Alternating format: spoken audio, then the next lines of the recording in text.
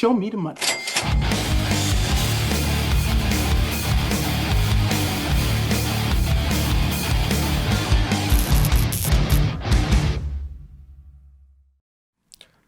Uou! Tá começando mais um episódio do maior, o melhor, o mais admirado podcast de ações do Brasil.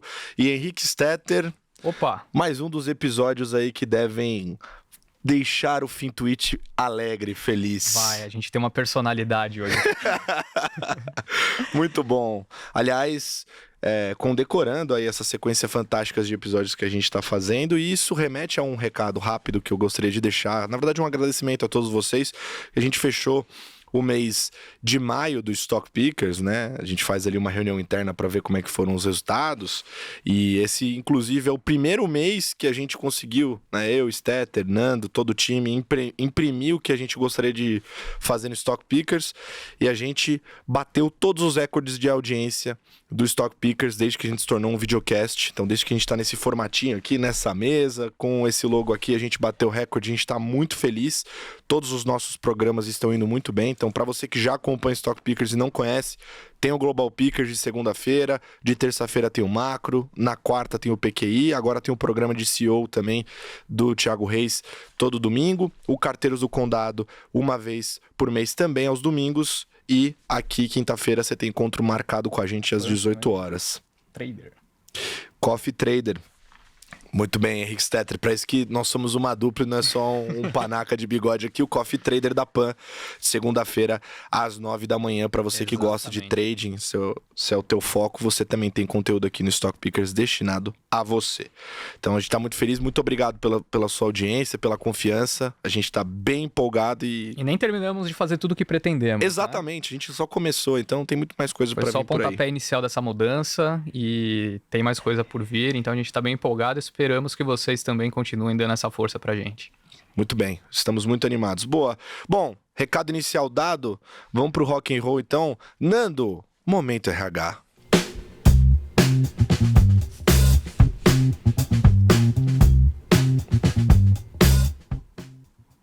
Dito que no último momento RH eu acabei emocionando o meu colega de bancada, Henrique Stetter, com a apresentação. Eu quase aplaudi, só achei que ia ficar meio nada a ver, assim. Eu preparei outra aqui. Eu gostei, ver. Já que te alegrou, eu vou fazer mais alta, vezes. Quero ver se vai conseguir. Tá bom, vamos lá. Bom, a convidada de hoje do Stock Pickers, ela nasceu no hospital que o pai dela trabalhava, e reza a lenda, Henrique Stetter, que os médicos gostavam de acompanhar, né, os partos ali um dos outros, e eles estavam falando de bolsa nesse momento que ela nasceu, e talvez daí tenha vindo essa paixão por mercado. Bom, lenda à parte, ela se formou em engenharia química, chegou a trabalhar no setor, ela tinha uma paixão muito forte pelo tema. No primeiro bônus dela, ela começou a investir. Na época, ela trabalhava 14, 15 horas por dia apenas. Chegava em casa e começava a estudar sobre investimentos. Os colegas começaram a falar para ela, pô, desse jeito você não vai conseguir. E aí, ela decidiu, então, migrar de carreira e ir para o mercado. O ano era 2007. E ela decidiu fazer esse movimento. Em uma semana, ela fez a mudança de carreira e saiu dessa indústria, indo para o mercado. Decidiu ser mãe e, com o primeiro filho, ela se apaixonou por essa nova profissão, né? Porque ser mãe é uma profissão, meu amigo. E, bom, feito isso, ela viu que as duas funções não poderiam dividir tanto a sua agenda assim. Então ela decidiu seguir a carreira materna e cuidar do próprio dinheiro na física, né? E aí, isso aí é super curioso, porque essas histórias, elas são bem encantadoras no mercado. Empreendendo como mãe, emendou um filho no outro e um deles era um clube de investimento. Então não era só nasceu um filho ali do mercado. Tomou risco como empreendedora, fundou que na verdade não é Stoxus, é Storros, que significa alvo em grego, é super chique ali. Caramba. Pois é. Aí ela foi para as redes em busca de encontrar outras pessoas que investiam de forma similar, acabou sendo influenciada pelos seguidores para dar curso.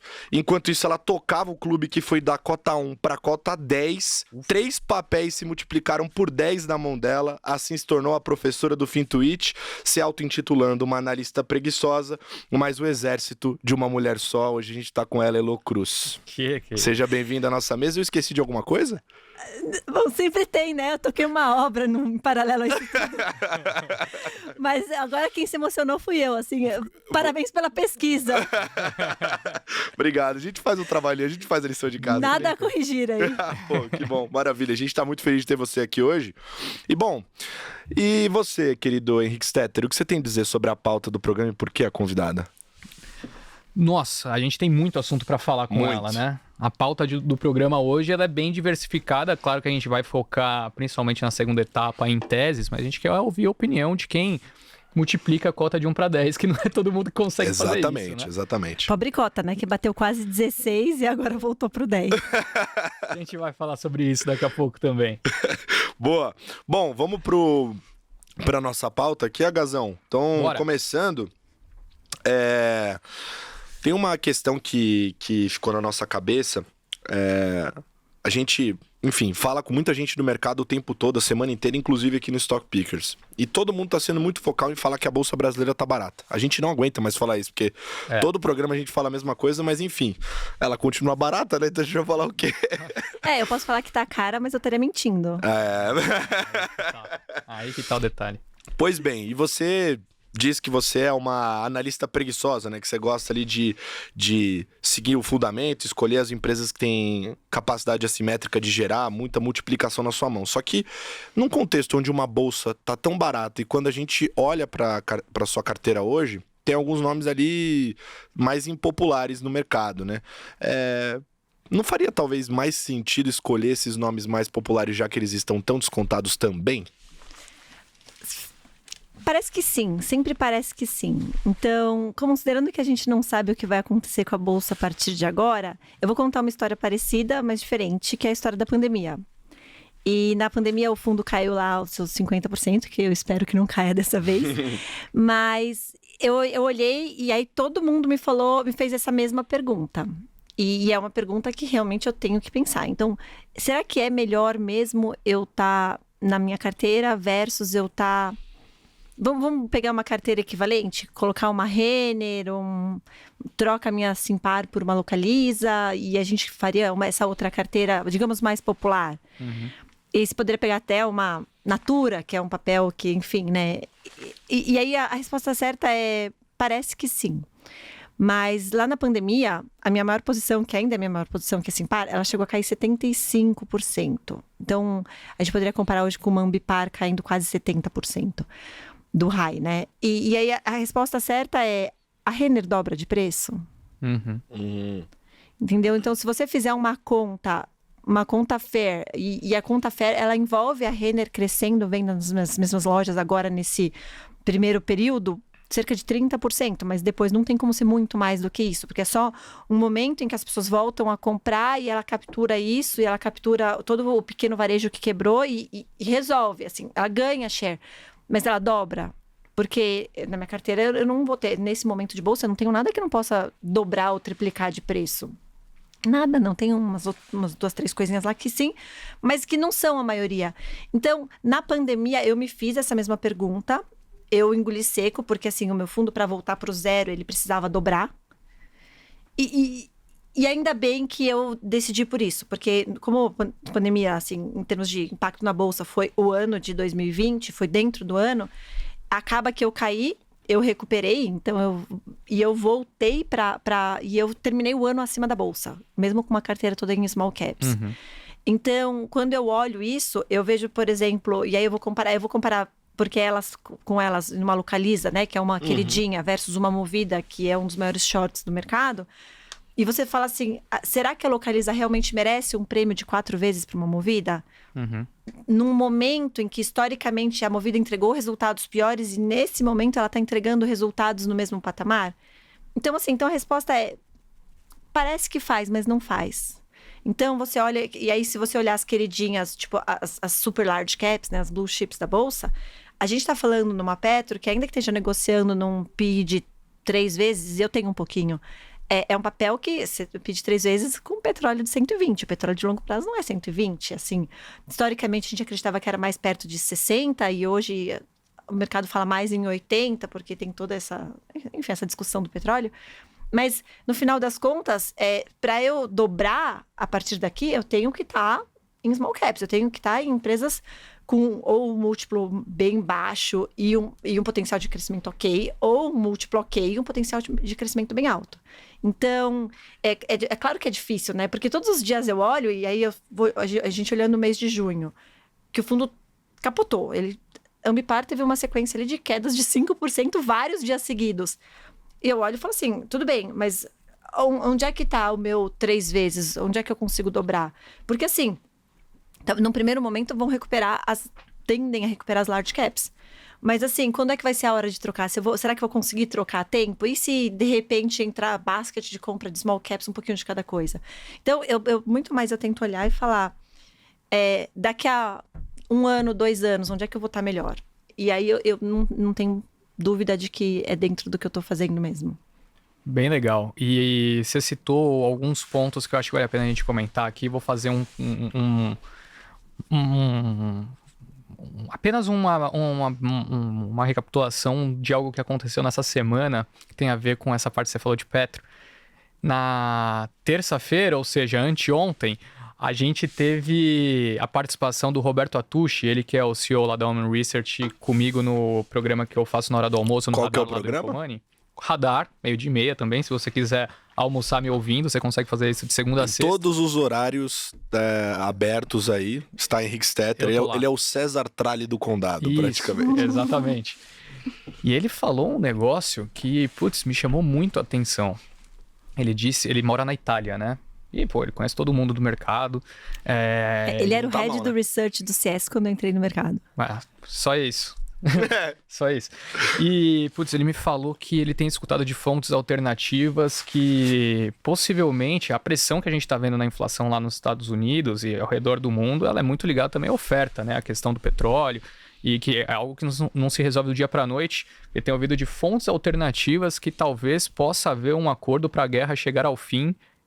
Não direi em breve, mas que essas conversas estão acontecendo. E hoje ele mandou um tweet que o Macron tinha dito exatamente a respeito desse assunto, que em algum momento a Ucrânia vai ter que sentar na mesa para negociar para a guerra chegar ao fim. Então, eu acho bem interessante esse ponto e seria um dos fatores para o petróleo não se manter num patamar tão elevado como está agora, né?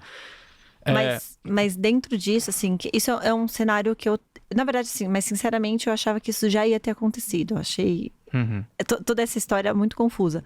Mas eu não acho que o petróleo volta para um patamar de 70, 80 por enquanto, tá? Porque, assim, a demanda por energia não encolhe. E a produção de petróleo naquele poço, qualquer que seja aquele poço, ela cai num ritmo médio de 10% ao ano. E a gente está falando também de uma volta da oferta russa, que é 1 milhão de barris por dia, o que não resolveria o tamanho do descasamento que a gente tem hoje também, né? E também não é um negócio não saiu trivial, ainda né? não é que saiu do mercado por completo, né? Não saiu do mercado. Então, seria um fator de alívio, mas não seria uma resolução de um desses problemas. Mas dei esse contorno para a gente falar um pouquinho a respeito de como você monta o seu portfólio. Digo isso porque... você tem posições que você carrega já há algum tempo, ou mesmo, e nesse meio tempo o cenário macro mudou bastante, né? A gente está falando do início da pandemia para cá, a gente teve a decisão do Fed ontem, subindo mais 75 bips, maior reajuste na taxa desde 94, se eu não me engano. Então é algo que realmente está pressionando. A gente viu de quinta a terça-feira as bolsas lá fora caindo bastante. E eu queria te perguntar sobre... Claro que uma análise fundamentalista leva em conta variáveis macro, né? As coisas conversam. Mas como que você agiu nesse meio tempo conforme você continua acreditando, né, que as empresas lá de trás que você tem no portfólio são interessantes, mas com esse macro mudando tanto de uma hora para outra? Vamos lá, a resposta, assim, olhando agora, é fácil falar que eu agi errado e que se eu tivesse trocado toda a minha carteira por commodities, eu estaria muito melhor agora. Mas a discussão que eu sempre tenho para mim... considerando que o futuro não nos pertence, eu não consigo ser uma super especialista em macro e micro, ainda mais trabalhando sozinha. Então, eu sempre tento buscar, assim, garantir que o macro não destrói a minha tese micro muito mais do que olhar e falar assim, ok, o macro mudou e tudo mudou. Então, a minha questão tipicamente, você vai olhar na minha carteira... e você vai encontrar muito mais teses seculares do que teses pontuais. Então você olha e fala assim, por exemplo, falando de Simpar, para ficar bem emblemático. O que é a tese secular de Simpar? Não é logística e PIB. Essa não é a tese secular de Simpar, essa é a tese secular de uma empresa que tem um market share de 70%, que seja 40%. A Simpar tem, enquanto grupo, mas vamos falar na parte de caminhões, ela tem 1% de market share, nem isso. Então, qual que é a tese secular? A tese secular é que uma vez que você tem uma empresa, ou um grupo, né, porque ela não é única, mas você tem uma empresa robusta, que tem condições operacionais de fazer o seu serviço de logística, você enquanto indústria, a você não interessa fazer a sua própria logística, por quê? Porque isso não é core. O que é core? Então, vamos pensar numa Apple, que é uma empresa que todo mundo conhece, o que é core para a Apple fazer? É core fazer marketing, pesquisa e desenvolvimento. Todo o resto não é core, então ela não deveria gastar a energia dela. Então, a tese de Simpar, ela é uma tese que meio que independe do macro. E aí, quando você enxerga isso, você vai ver que no resultado da Simpar, aí vamos falar até a linha do EBITDA, né, parte operacional, ela está indo super bem, independente da taxa de juros. Na taxa de juros, ela entrega um pouco mais agora do que ela entregava um ano atrás, mas ela continua crescendo lucro forte. Então, no final das contas, vamos vencer essa crise. A questão, obviamente, olhando para trás, podia ser com uma posição menor. Mas na vida real, a empresa não sentiu enquanto empresa, exceto na parte da alavancagem. E aí a pergunta é, nesse patamar de taxa de juros, então, com juros a 14%, 15% que fosse, que mais um spreadzinho, a empresa está gerando valor em cima dessa dívida? A resposta certa é sim. Menos do que ela estaria gerando se fosse 2. Mas ela continua gerando valor. E continua gerando muito mais valor do que o que eu tenho no meu modelo? Sim. Então, no limite, eu olho e falo assim, ok, então tá tudo, vamos superar isso. Óbvio que, assim, eu não consigo controlar as emoções do mercado. E, obviamente, eu não consigo controlar as narrativas dos shorts. Então, assim, eu recebo informação assim, não sei quem vai quebrar, não vai quebrar. E aí, aquela história do senhor mercado, né? Que quem leu Benjamin Graham sabe, assim, o mercado tá todo em pânico, eu vou entrar em pânico agora? Tem uma máxima que se é pra panicar, panica primeiro. Então, quando a Simpar bateu lá R$70, que são os 17 de agora, se eu não paniquei aquela hora, eu não vou panicar agora. Não. Agora é muito barato. Legal, eu acho que isso também tem um pouco a ver com aquela pergunta que a gente estava até batendo um papo antes, né? Não quero ser indelicado aqui, e até por isso que, a gente vai fazer uma pergunta um pouco mais chata nesse momento, mas que no ano passado seria uma pergunta ótima, né? Que é aquela relação da performance do fundo nesse ano. O ano passado teve uma performance super sólida, né? O fundo, para quem não sabe, se valorizou 28% no ano cheio e 15%, né, desde que abriu. E nesse ano está com uma performance mais fraca, recuando ali 12%. Então eu queria entender, na verdade, recuando 12% foi o Ibov no ano passado, né? Eu queria entender como que você está, né, nesse ano, dado esse contexto um pouco mais adverso no início, se você tomou algumas medidas diferentes, você tem trocado talvez um pouco o estilo das empresas que fazem parte do portfólio, enfim. Então, conectando tanto essa mudança do macro que você acabou de explicar, mas também como você geriu o portfólio nesse momento, já pensando para uma recuperação também no segundo semestre. Vamos lá. Algumas coisas eu fiz, sim. Então, por exemplo, o que eu tinha de commodity subiu bastante e uma parte eu dei uma reduzida, a outra parte chacoalhou. Então, você pega uma CBA, né, aquela de alumínio, que era o que eu tinha de commodity maior, ela subiu muito. Eu zerei, depois eu aumentei. Na verdade, eu ainda estou me recuperando. Então, por exemplo, ontem eu comprei um pouquinho, né? E aí, mas assim, o que acontece? Como regra, eu mexi relativamente pouco, mas eu troquei algumas posições, sim, algumas coisas que não caíram e que eu virei e falei assim, para ganhar 40% não me interessa ficar nisso, eu troquei, comprei algumas coisas que apanharam bastante, inclusive daquelas ações de IPO, né, dos IPOs recentes, vários apanharam muito, eu não tenho os que apanharam muito, eu tenho alguns que apanharam, sim, Mas o que aconteceu? Algumas delas, por exemplo, entraram na carteira e eu busquei as empresas sólidas. Como regra, tirando uma ou outra porcariazinha lá que eu tenho na carteira, tipo uma Inepar, que é aquele papel assim, se não quebrar, vai me dar 10 vezes. eu acabei olhando muito mais assim, quais são as minhas empresas que o macro não vai afetar de maneira forte. E eu não tinha na carteira a tese de reabertura do mercado. Então, desde o começo da pandemia, eu falei, eu não vou comprar a tese de reabertura. Talvez agora a tese de reabertura faça um pouco mais de sentido, o varejo faça um pouco mais de sentido, eu andei adicionando um pouquinho, mas assim, todo esse tempo eu não tive. Então, esses grandes sustos eu não tomei.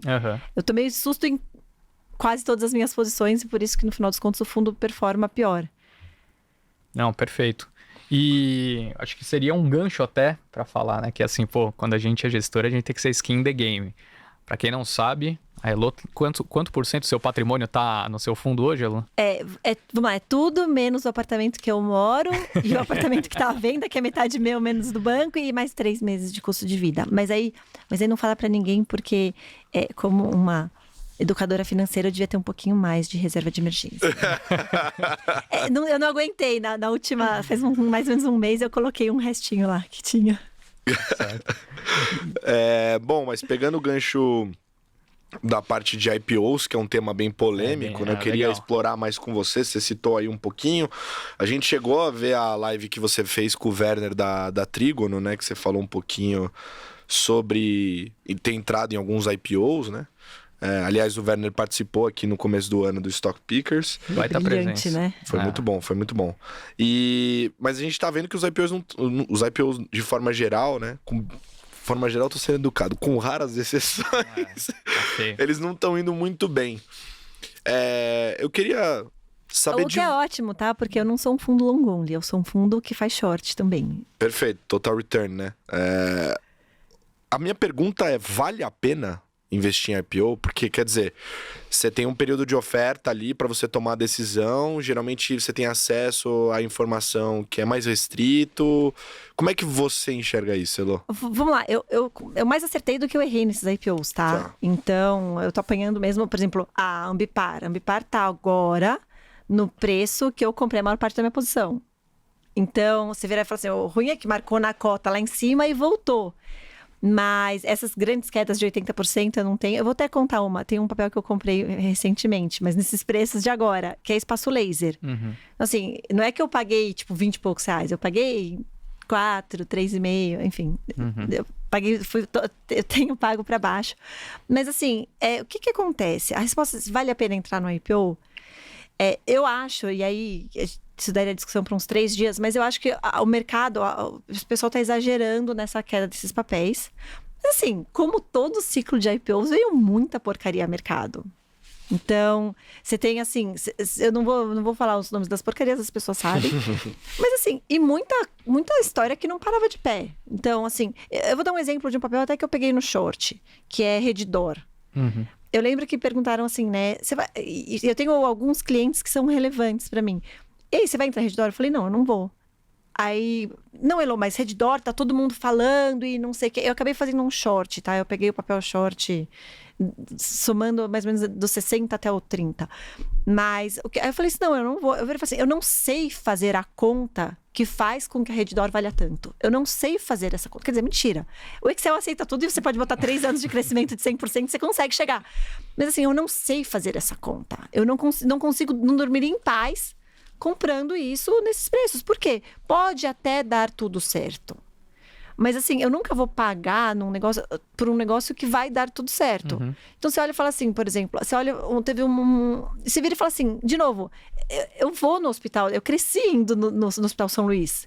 Então assim, você olha e fala, a empresa é ruim? Não, a empresa não é ruim, a empresa é boa.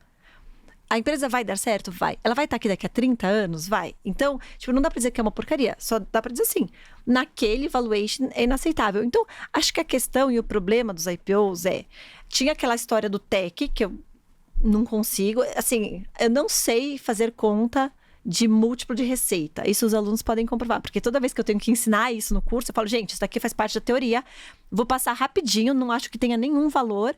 Mas não sei, não gosto, não acredito, não sei comprar ação cara. Então, dificilmente você vai me ver numa ação considerada cara.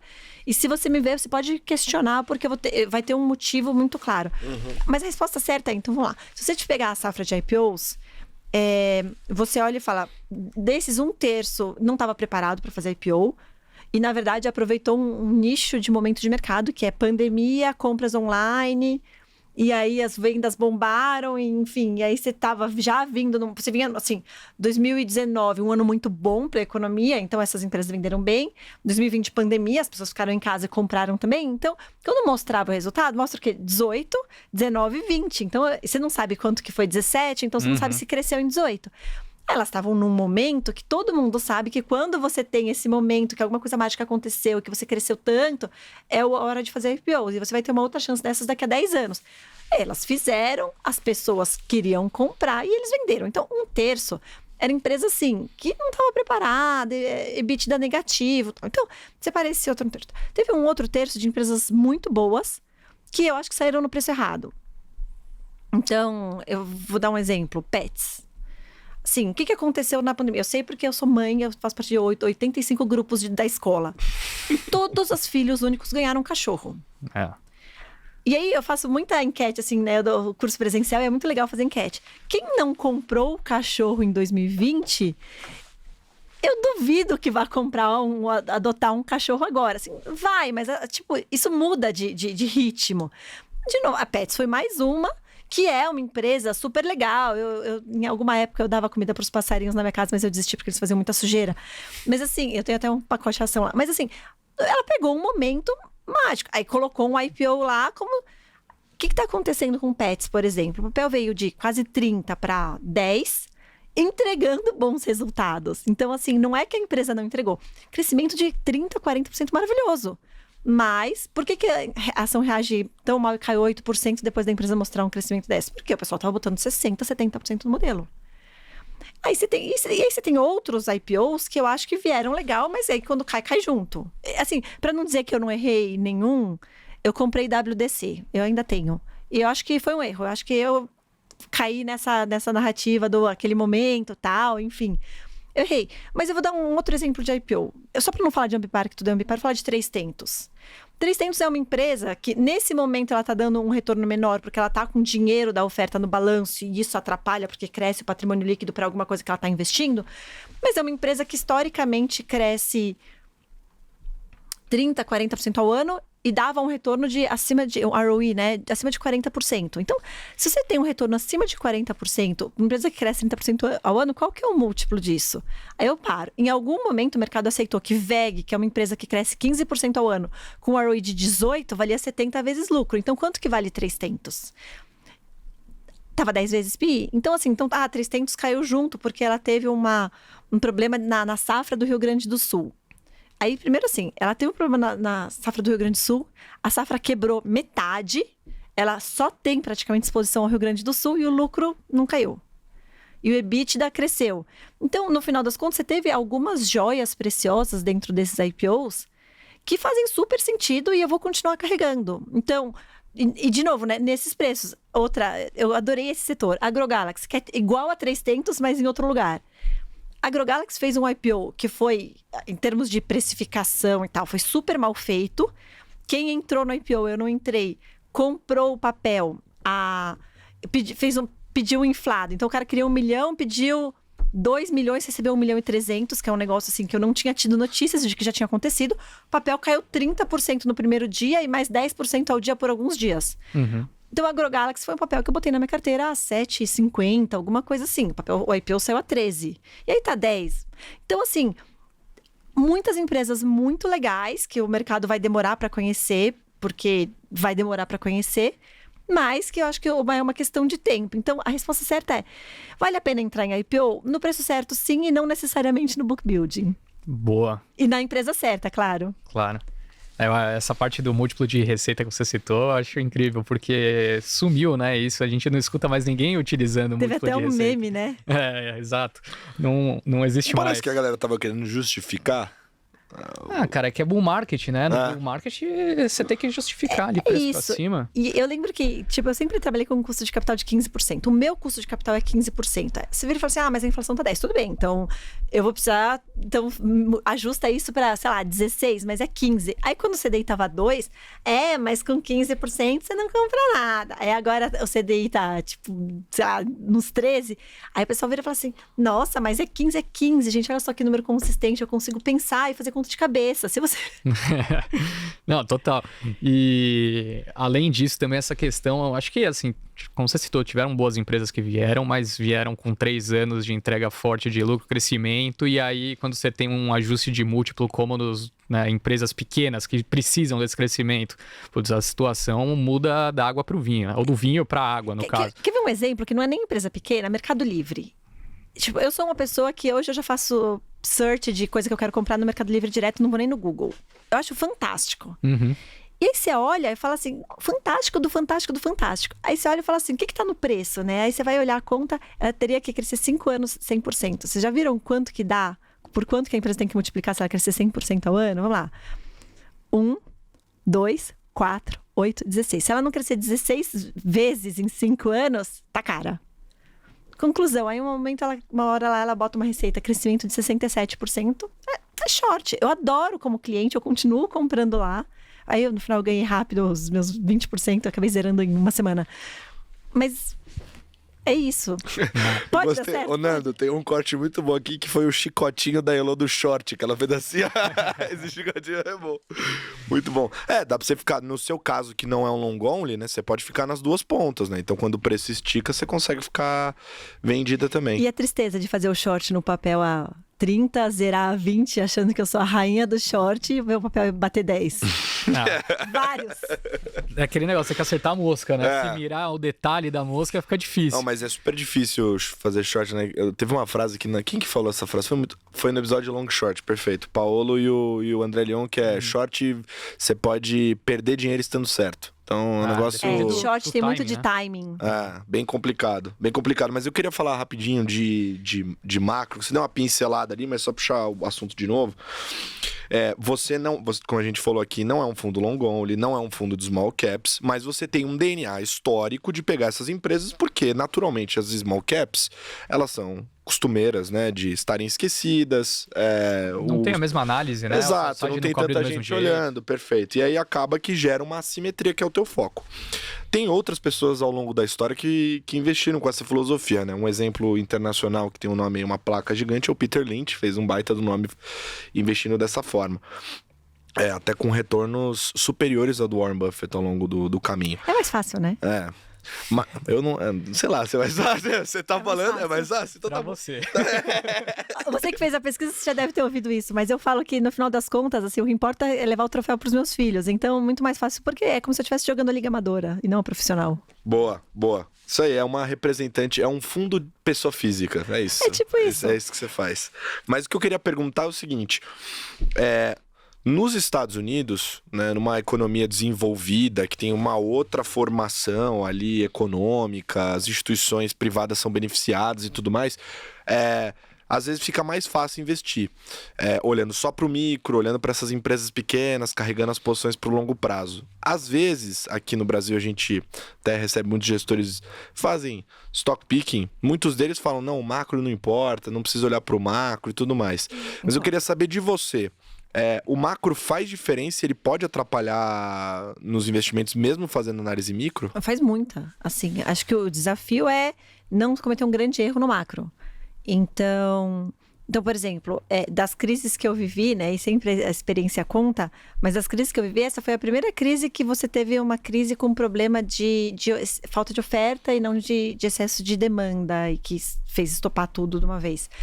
Então, assim, o macro importa muito, e você tem que tomar cuidado, assim, mas o que eu tento fazer? Eu olho o macro muito mais o PIB do que os juros.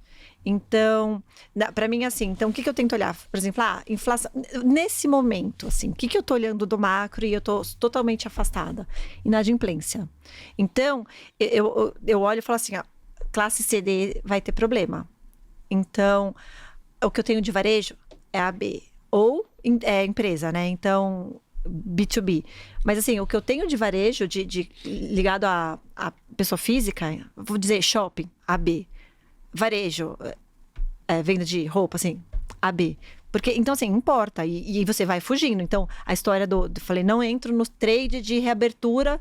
Eu tomei a opção por não entrar no trade de reabertura pelo seguinte fato, de que, assim, a reabertura, ela vem junto com uma mudança de humor e uma redução de percepção de risco.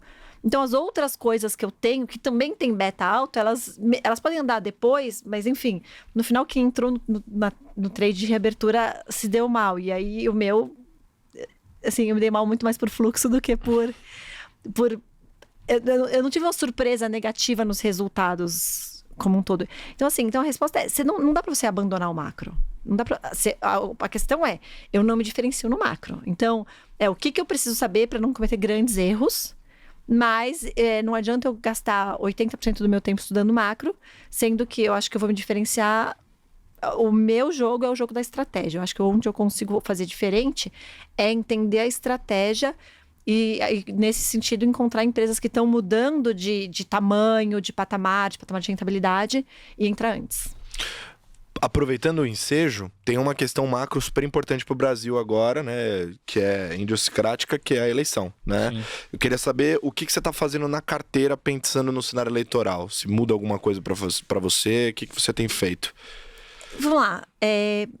Nesse momento, eu não tenho grandes mudanças na carteira. Assim, então, você proteger a carteira tá caríssimo. Uhum. Então, qualquer proteção... Assim, a hora de comprar guarda-chuva é quando não tá chovendo, Perfeito. Né? Você vai lá, o tiozão tá vendendo guarda-chuva na porta do seu trabalho, você vai pagar o que ele estiver cobrando.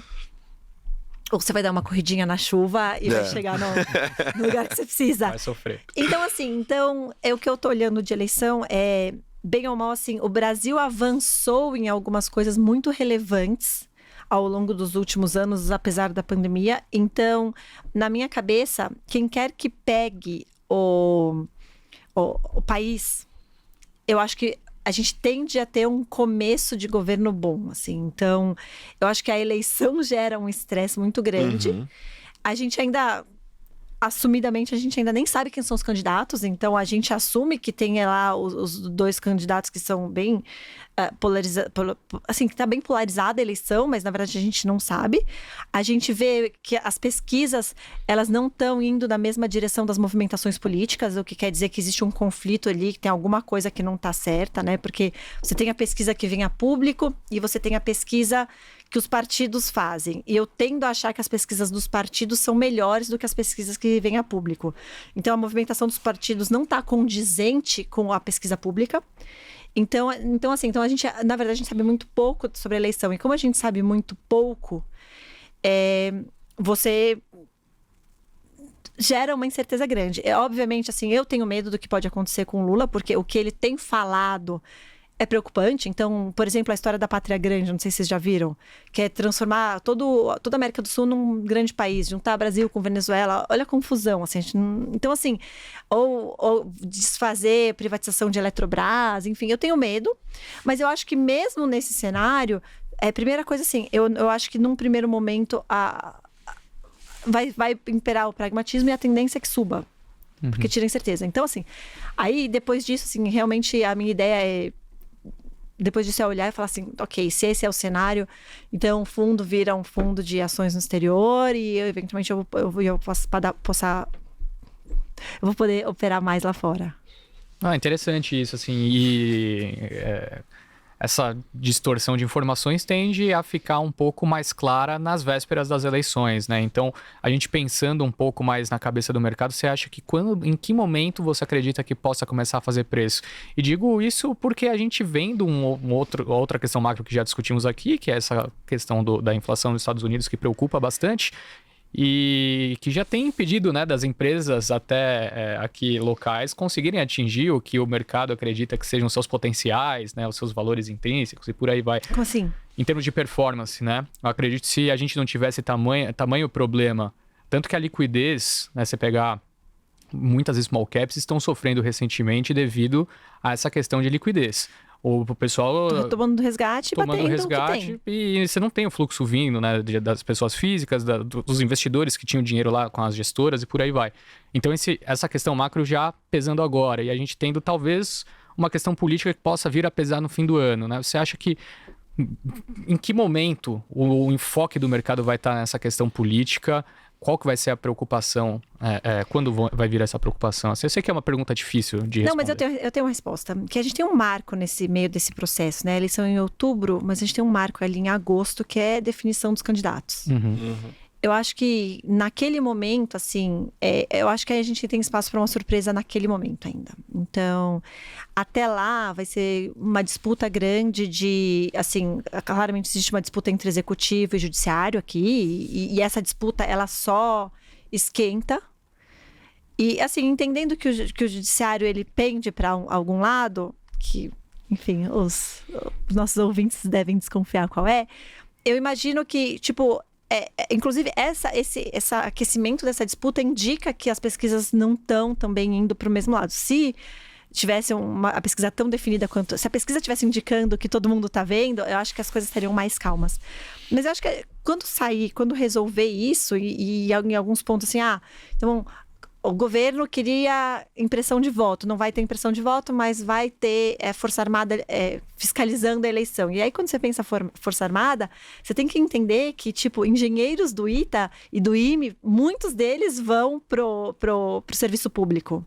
Então, e vão para as Forças Armadas. Então, eu acho que ali em agosto, a gente realmente vai ter já... A tendência é que já acalme se bobear antes disso. Legal. Não, é basicamente isso, né? Tentando unir, então, ali os 3 universos, né? O universo das empresas, as questões macroeconômicas vindas de fora, internas também, mas acho que lá fora preocupa mais, e a política, que talvez sejam os 3 grandes assuntos, né, do ano para o mercado. Tem um assunto que eu acho que a gente não falou, que é o seguinte, a relevância que o Brasil tem ganho no contexto internacional. Então, o Brasil, ele é o grande exportador líquido de alimentos. E a gente está num cenário... que ele é até apocalíptico, de alguma maneira, que é a história do, tipo, peste, guerra e fome. Então, assim, existe sim uma discussão sobre fome, sobre segurança alimentar. Uhum. E aí, o Brasil é um país que tem 200 e poucos milhões de habitantes e alimenta 1 bilhão e há divergências mais entre 1 bilhão e 400, 1 bilhão e 200. Então, o Brasil tende a ganhar relevância no cenário econômico mundial e aí isso quer dizer que vai ter muito mais gente prestando atenção. E o Brasil, eu enxergo como um país muito melhor do que o país que a gente teve em desde os anos 80, que foi quando eu nasci. Então, assim, tem um cenário... E o Brasil sabe lidar com a inflação. E, assim, tudo indica que a nossa inflação está desacelerando. Então, num cenário em que ninguém sabe lidar com a inflação, que todos os países sobreviviam de imprimir dinheiro, e se a gente botar a inflação sob controle, qual que é a taxa de desconto justo do Brasil? Um dos poucos países que está controlado, que tem comida. E aí, claramente, assim, o pessoal do agro tem uma visão política própria e eles tendem a querer ajudar e garantir que... Assim, tem um cenário, não dá para apostar nisso, tá? Assim, esse é um cenário que eu realmente acredito, mas sem alavancar, eu vou ganhar muito dinheiro se esse cenário acontecer. Mas é um cenário, assim, que, tipo, vai Brasil loucamente, então... Não, perfeito. Eu acho que dada toda essa contextualização, falta a parte mais importante pra gente conversar agora, que é a parte micro, né? A galera vai à loucura. Agora que o programa começa de verdade. Agora a galera gosta, que é a hora da porradaria, que é a trocação de tese. A galera ama que vai pro micro e a gente vai agora, que é o segundo bloco não existente do Stock Pickers. Porque ele existe só pra mim e pra você. Exato. Pra mais ninguém. Então você puxa a gazão aí, Ambipar? Vamos começar com o Ambipar, né?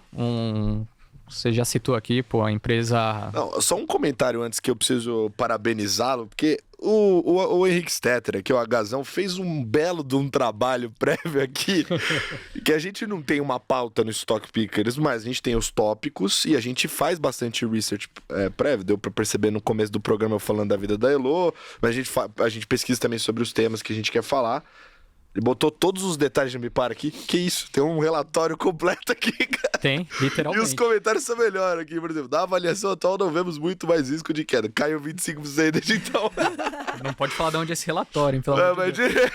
Vai lá. Elo. Não, até o 0. Até onde a gente sabe, o papel pode cair até 0. Pois é.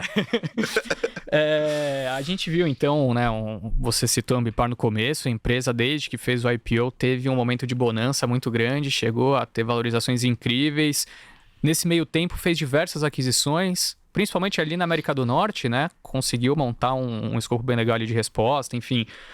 Só que mais recentemente vimos também essa correção, o mercado todo corrigiu, a Ambipar foi uma delas. Você tem a empresa na carteira já há algum tempo. Eu queria ouvir um pouco de você, o que você está achando para a manutenção do case no seu portfólio, né? Levando em consideração, até eu vi aqui um dos trechos desse relatório, achei muito interessante. Falou que, bom, basicamente a empresa tinha um múltiplo no momento do IPO mais ou menos de 12,2 vezes EV/EBITDA, e atualmente, na verdade, até uma semana atrás, estava mais ou menos para o fim desse ano de 6,6 vezes, ou seja, uma correção muito forte, e agora a gente vendo um múltiplo muito mais baixo, que poderia então indicar que a empresa está mais barata, e mesmo assim o mercado não comprando, com toda essa questão que a gente está falando. Né? A pergunta sempre é: quem é o comprador marginal? Uhum. E aí você vai ter que olhar que basicamente assim, é uma empresa de um setor novo, então não é mais uma empresa de varejo, você compara múltiplo com Renner e joga lá na carteira, ou que seja, mas uma siderúrgica, ela é uma empresa de um setor novo e que gera um monte de incerteza. Outra coisa, era uma empresa que tem um múltiplo mais alto, então ela chegou a negociar, ainda que, enfim, no ritmo de crescimento tanto faz, mas ela chegou a negociar 70 vezes PI para trás. Uhum. E aí, assim, o que acontece a pergunta é, o que mudou na tese? Tipo, essencialmente nada, mas você teve 2 eventos aí que, no final das contas, eu acho que impactam a narrativa, não os resultados, mas que quando impacta a narrativa, se você conseguir dissociar o impacto da narrativa do impacto dos resultados, aí é para profissional. E aí, o problema da Ambipar é o seguinte, quem está olhando o papel? Então, você tem os acionistas, que são relativamente poucos, e aí você tem os não acionistas que não olham por causa da liquidez. Mas a liquidez não é tão ruim. Mas como ninguém parou para dizer que a liquidez não é tão ruim, então é um papel que negocia 30 milhões de reais por dia, não é ruim. Sim. Obviamente, se você é um fundo de 20 bilhões de reais, não te interessa. Uhum. Mas assim, quase ninguém é. Então, o que acontece é que ninguém olha porque ninguém olha, porque ninguém olha, ninguém olha, porque ninguém olha, ninguém tá falando. Então, assim, então ninguém olha marginalmente. Então, você tem essa questão da liquidez. Você tem uma outra questão, que é a questão do ESG. E aí, com essa história da guerra, e aí, assim, a culpa da guerra, a culpa dos problemas advindos da guerra vem do ESG e da história toda do petróleo. Que, enfim, né, que o petróleo é um vilão ou não é um vilão? Então, qual que é a urgência e qual que deveriam ser os prazos de reduzir o consumo de carbono para geração de energia? Mas aí, sempre assim, ESG saiu de moda. Agora, se ele saiu de moda na narrativa ou saiu de moda na vida real? Na vida real, existe um Plano Nacional de Resíduos Sólidos, e isso é regra sanitária, e as empresas têm que comply, né? Elas têm que comply. e aí, assim, cumprir, né? Não fica tão bom. Não. Mas, assim, elas têm que cumprir e ninguém... E assim, isso continua igual. Só que tem toda a discussão da narrativa. Então, assim, ESG era hot, deixa de ser hot. Sim. Aí você tem uma outra questão, que é o seguinte, a história da empresa, isso é longo, mas basicamente, o que é a empresa, tá? A empresa, ela é uma holding, vamos falar, Response, o que ela é? Ela é uma empresa que terceiriza um serviço que é totalmente non-core, que é a operação de caminhão de incêndio e ambulância, mas que qualquer indústria química, por exemplo, tem que ter, ou qualquer indústria de transporte de químicos, né? Então, tudo que é ligado à indústria química precisa, por quê? Porque se vazar cloro, por exemplo, ferrou a cidade. Se você pegar fogo numa refinaria, ferrou, porque é tipo uma explosão enorme, um prejuízo enorme, ainda mais nesse momento que falta gasolina. Então, assim, tudo que ela faz nesse sentido, aí você pega basicamente e fala assim, antigamente, aquela empresa, pensa uma grande indústria, BASF. A BASF tinha que contratar um fulaninho em cada ponto industrial que ela tem, e agora ela passa a poder contratar uma empresa única. Então, essa é a história do Response. O que a Ambipar faz? Ela compra os fulaninhos, porque é o fulaninho que tem os contratos. Porque naquele lugar só tinha aquele fulaninho para terceirizar. Então, isso é uma história, tipo... É praticamente como se você estivesse falando que uma empresa farmacêutica, ao invés de pegar pontos do zero, ela compra a farmácia do tiozinho, porque o tiozinho tem uma esquina muito boa. Então, assim, isso são aquisições, e ela faz a 3 vezes EBITDA, porque basicamente ela chega pro cara e fala assim, eu gosto muito da sua região e eu quero ter um ponto aqui. Eu vou comprar você. O cara tem 2 opções. Ele pode ser comprado ou ele pode ficar lá e tentar competir com a Ambipar, que tem um contrato global, enfim. Então, o Response é isso. Um monte de aquisiçãozinha, algumas um pouquinho maiores, mas um monte de aquisiçãozinha. E na parte de meio ambiente, o que existe? Na verdade, ela é tipo uma holding que ela tenta contratar as melhores cabeças. Ela faz toda a parte do back-office, mas essas cabeças continuam tocando as empresas, porque ela compra o controle, mas ela dá saída depois de 5 anos para o resto. E aí, com isso, ela monta um ecossistema, uma galáxia de tudo que envolve o meio ambiente. E a cabeça dela é, tudo que é meio ambiente, que as empresas terceirizam, que é terceirizável, eu quero oferecer. Por quê? Porque quando ela começou, ela tratava com o diretor de meio ambiente. Hoje, ela trata com CEOs das empresas. Por quê? Porque ela terceiriza uma parte que é muito importante para a marca. Então, pensa o seguinte, tombou um caminhão de suco de laranja. Tombou um caminhão de gasolina. O que é mais grave? Gasolina. Não. Mas para efeito de marca. Tombou um caminhão de gasolina, você tem um caminhão de gasolina tombado, você tem que tomar cuidado para não pegar fogo e tal. Mas é só um caminhão de gasolina tombado. Não prejudica a marca da Shell. Tombou um caminhão de suco de laranja no sol em Goiás. Quanto tempo para aquilo ficar fedendo? Então, e aí você passa e você fala, nossa, quase morri com esse cheiro horroroso desse suco de laranja. E aí você pega uma pessoa importante, coloca numa rede social, acabou. Então, assim, que no final das contas, eles têm essa questão de relevância, porque ela cuida de 2 coisas que são super importantes, mas são não core. E aí, nesse momento, o que ela tem? Ela, na verdade, ela montou uma parte relevante da galáxia dela, tem algumas outras coisas que ela quer ter para poder prestar serviço para todo mundo. Só que é uma tese de aquisição e a empresa está com balanço alavancado. Simplificando um pouco, se ela compra a empresa 3 vezes EBITDA, ela paga, na média, um pouquinho mais. E ela está com balanço negociado, um balanço a 3 vezes EBITDA, cada vez que ela faz uma aquisição marginalmente, depois de 1 ano, se ela colher alguma sinergia, isso até desalavanca, mas no curtíssimo prazo, não. Então, a história da Ambipar, a tese da Ambipar passa por, ela não tem dinheiro para fazer mais aquisições, então, que é verdade no ritmo que ela estava fazendo, mas que na prática ela gera muito caixa com a operação. E o crescimento orgânico tem um retorno muito maior. E, tudo caiu, então não tem mais nenhuma empresa de múltiplo alto, então para que eu vou comprar a Ambipar? E aí você olha e fala assim, aí você continua seguindo a tese, você vira e fala assim, ela vai conseguir? Então, assim, a resposta certa é, ela não precisa continuar crescendo via aquisição. E se ela te chamar de capital, hoje ninguém está fazendo IPO, na verdade mentira, porque a PetroRecôncavo boletou ontem. Mas, então assim, a história é isso. Só que aí assim, você não tem mais uma empresa de múltiplo alto negociando, mas você também não tem nenhuma outra empresa, ou você tem pouquíssimas empresas que estão crescendo no ritmo que ela continua crescendo e vai continuar crescendo independente. Quer dizer, ela não vai continuar crescendo no mesmo ritmo, porque tem parte disso que é aquisição. Mas ela vai continuar crescendo num ritmo acelerado. Então, a queda veio daí. É interessante também porque é um negócio nada cíclico, né? Não. É um negócio que, independente também do macro, a empresa vai continuar precisando contratar. E são contratos de 5 anos, né? E média. A questão, você falou, né, dessa desalavancagem das empresas que ela compra, a questão da chamada de capital, que não sei. Como está a questão, principalmente com essas altas dos juros, né? Despesa financeira da empresa, há algum tipo de preocupação ou não? Como tá a conta que você tem que olhar de despesa financeira sempre é o quê? Qual que é o retorno da empresa?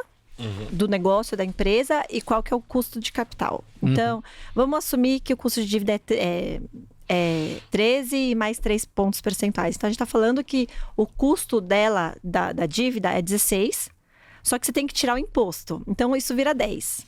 A empresa tem um retorno acima de 10% no negócio? Se ela tiver um retorno de 10%, no limite, assim, se ela não está tendo problema para emitir mais dívida, se isso não está engolindo o resultado dela, e se ela tem algum ganho ali, às vezes, por exemplo, ela está botando a empresa para dentro, então no primeiro momento isso vira um custo de reorganizar ali alguma coisa. Então, assim, nesse cenário, e aí, se você olhar o ROIC dela sem o intangível, né, então sem as aquisições, o retorno dela porque a aquisição ficou para trás, então, obviamente, isso importa. É acima de 20, deu 23% anualizado no último resultado. E ninguém é louco de projetar que ela vai continuar crescendo o que ela cresceu, né? Então, ela cresceu nos últimos 3 trimestres 250, 210 e 195, mais ou menos. Assim, eu coloquei no meu modelo, era 250, 170, 130. Então, aí, obviamente, cada vez que ela gera O que aconteceu no último resultado? Ela cresceu isso tudo de 195 na receita, cresceu só 50% lucro. Ela cresceu 50% lucro. Não. Interessante pra caramba. E você tinha falado que o mercado ele tá meio fechado agora, né? Principalmente para emissão de ações, IPOs. Ela chegou a fazer, se eu não me engano, um follow-on depois do IPO, Ela né? tentou. Ela tentou, mas não saiu? Ela tentou fazer do negócio de meio ambiente dela. Ela tentou, é verdade. Só que aí o pessoal começou a jogar pra baixo. Foi nisso que caiu, que começou a cair a ação. Aí ela meio que abriu mão. Não, perfeito. E agora que eu me lembrei que eu tinha algo para falar, e ela levantou a bola perfeitamente, que ela citou PetroRecôncavo, que levantou 1 bi, né, se não me engano, ontem. E nós temos uma oferta para nossa audiência gratuita, que é coisa melhor do que uma oferta gratuita. É um relatório da Levante, que basicamente cobre então ali as empresas mais júniores do setor de óleo e gás. É que você fala júnior, não é tão justo com a PetroRecôncavo, que tem uma história longa já, né? Apesar de ter feito IPO recentemente.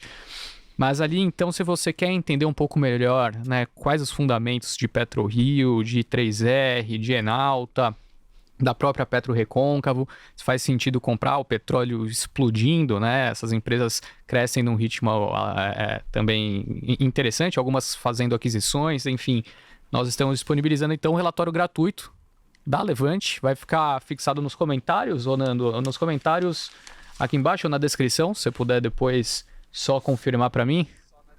Na descrição. Então, você coloca aqui na descrição do vídeo, clica, você vai ter acesso ao relatório completo da Levante sobre essas empresas. Tá certo, meu amigo? E para quem tá escutando o podcast, Nando, vai clicar como no link?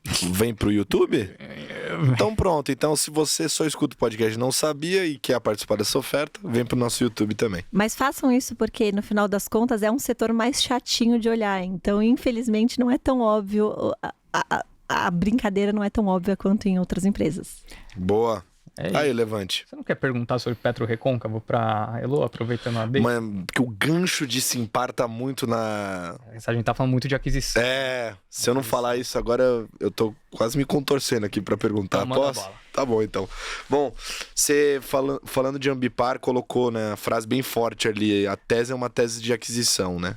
Fazendo várias aquisições da companhia. Daí na tua carteira também tem a Simpar, que tem subsidiárias ali bem grandes, né? Como a Movida, a JSL, a Vamos. Tem um ROIC alto também de 14%. E a Simpar, assim como a Ambipar, cresceu bastante no passado recente, principalmente por conta das aquisições com sinergias ali, né, entre os seus negócios. Eu queria entender se essa tese de aquisição, né, te agrada, é uma coisa que você gosta. Não, e não pago por isso. Eu não gosto de Não aquisição. gosta? Não. Por que você tem na carteira então duas empresas que tem essa minha parte? Vamos lá. A tese de Simpar, ela não é uma tese de aquisição. Boa, assim que eu lá. gosto. Então eu gosto A tese de Simpar é uma tese toda de crescimento orgânico. Mas aí, às vezes, ela paga um pouquinho mais para aprender a fazer uma coisa diferente, tipo carro de luxo. Tipo, não sei se vocês vão lembrar, a Movida em algum momento tinha até uma... Não dá pra dizer uma loja, uma banquinha lá na Faria Lima, no final da Faria Lima, quase na Cidade de Jardim, de um negócio que eu nem lembro, mas era um patinete elétrico diferente. Aí acabou a moda dos patinetes elétricos e isso acabou. Mas assim, se você for ver, o que a Simpar tem feito de aquisição, sim, é na parte de concessionárias. Uhum. Mas assim, é quase que uma união de amigos, assim. Então ela pega, faz a aquisição e bota para dentro. Eu não gosto de aquisições transformacionais, e aí eu posso... Você pode mandar eu explicar de novo a parte da Ambipar. Mas a tese de Simpar ela é uma tese muito de crescimento orgânico. Então, no final das contas, se você for ver, o que ela era? Ela era JSL, que na verdade era JSL mais Vamos. Então, em algum momento ela só separou porque ela precisava de dinheiro e o pessoal não entendia bem JSL e era mais fácil explicar a tese de Vamos. Aí depois que separou, ela botou a JSL no mercado porque foi uma coisa meio simples, mas a Movida, ela chegou na Simpar com 2.400 carros. Meio que não dá para dizer que isso é uma aquisição. Acho que a Unidas tem, sei lá, acho que só essa venda que ela fez agora de carros deu uns 80 mil carros, que foi meio que o remédio da fusão, foi uns 80 mil carros. Então, aí você tem a discussão, a Ciclos que botou para dentro, mas meio que não era aquisição. Então, a aquisição mesmo, que a gente viu lá. Aí você tem assim, a JSL faz algumas aquisições, é verdade. Mas ela faz umas aquisições tipicamente de empresas que são negócios complementares, com bons contratos e pagando praticamente só o ativo. Então, tem muito mais a ver com, o cara tinha uma transportadora e ele cresceu bastante a transportadora, mas os herdeiros já não queriam assumir, aí entra. Aí teve uma outra... Assim, a JSL faz aquisições, sim, mas ela acaba deixando como se fosse... A JSL é quase uma holding. A JSL é muito mais parecida com a Ambipar do que o resto do grupo. E ela é pequena dentro da Simpar. Então, eu acabo não olhando. A JSL e a... Não é original mais, ela chama Automob. Mas elas fazem aquisições, sim. Se você virar e falar assim, como é que eu gosto? Como é que eu me sinto? Primeira coisa, assim, não faça uma aquisição, pague caro e diga que tem valor estratégico, porque eu não aceito, tá bom? Então isso é uma coisa importante. E segundo essas aquisiçõezinhas, elas... Na JSL é importante, sim, tá? Mas assim, na Movida Vamos, então, é quase zero. E na JSL ela é importante, por quê? Porque a JSL tem um market share muito baixo. Então, ela agora, enquanto empresa grande, ela começa a caber fazer algumas outras coisas. Eu vou dar um exemplo, tá? Eu sempre falo para eles que eles deveriam... Eles não falam, eles só riem. Mas assim, que eles deveriam abrir posto de gasolina. Porque eles já têm tanto de caminhões, que imagina que você tem um posto de gasolina, que o caminhoneiro dele come, dorme, enfim, toma banho. Mas a tese de Simpar eu acabo olhando muito mais como uma tese de crescimento orgânico. Então, ela vai lá, conquista o cliente, 10% do serviço do cliente, e no final ela tenta abocanhar 70%. Esse case de Simpar, ele é muito interessante, né? Você pega ali nos últimos... Você olha... Vou até pegar aqui a... Só desculpa corrigir de novo. Na Vamos, você tem as aquisiçõezinhas porque ela quer fazer um serviço marginal, mas é sempre assim, uma aquisição pequena para alguma coisa que ela vai crescer. Nunca é uma aquisição transformacional. Acho que esse é meu ponto. Não, total. E a gente viu... Na listagem lá em setembro de 2020, eu lembro que, no começo o pessoal não comentava muito, começou a andar e aí, virou uma febre, todo mundo falando de Simpar. E de lá pra cá, acho que até com base nisso a pergunta, né? Todo dia que você pegava ali para ler um relatório a respeito do assunto, vinha um comentário da última aquisição. Aí você via que a última aquisição já não era a que você tinha visto da última vez. Toda hora tem mas de fato são aquisições pequenas, né? Como você citou, veículos de luxo, mais recentemente a gente viu algumas, Original mudando de nome. Só que uma outra tese, Elô, que a gente queria ouvir de você, e que essa, confesso que é de longe... Não, de longe não, tem uma que eu conheço menos ainda. Mas... Já sei qual é. Tem uma que eu nunca olhei de perto, mas sempre via a galera no Twitter comentando, que é Tasa 4, ou seja, Taurus, né? Pra quem não sabe, a Taurus, hoje em dia, se não me engano, é a maior revendedora, eu vi no relatório deles, de armas curtas do mundo. Eles citam que tem o menor custo de produção, empresa que passou por uma reestruturação enorme, né? Enorme. De livro, né? Não, total. Você pega... Eu tava vendo a performance de lá pra cá, do low de março de 2020, que é aquele momento que todo mundo panicou com o Covid, a empresa chegou a subir 600%, sobe, na verdade, 600% mesmo com essa queda aí dos últimos meses, pagando dividendo, exposição ao mercado norte-americano, enfim. Quero ouvir de quem investe. O que te admirou tanto? Foi essa reestruturação? Na verdade, sempre o que me admira tanto é o valuation. Mas assim, realmente foi uma reestruturação de livro. E pra mim era assim, era um mundo tipo assim, eu não invisto em armas. Eu nunca me propus a ser uma pessoa ESG, mas eu não invisto em armas, eu não atiro, isso é coisa... Sei lá. E aí você tinha toda uma questão da arma da Taurus ser muito ruim. Sim. Que não é uma lenda. A arma da Taurus era muito ruim. E aí eles explicaram que o processo de fabricação era todo manual, o cara ajustava na mão. Mas e aí hoje... Ele lixava, não tava entrando ali direito o pente, dava uma lixada, aí encaixava. Tipo isso. E aí hoje não é mais assim. Então você teve toda uma discussão, não só de turnaround de empresa, que é uma coisa assim, isso é business, mas turnaround de produto, que é uma coisa muito mais complexa, porque você tem que fazer um terceiro turnaround, que é um turnaround de marca. Uma marca ruim se transformou numa marca boa. Então, hoje eu tenho alguns amigos que atiram, e assim, eu descobri que recentemente, isso me anima muito com a tese, que, na verdade, quando você é rico e atira, você vira um colecionador de armas. Então você vai botando ali, mais 15 mil essa aqui eu quero, mais 7 mil aquela lá também quero.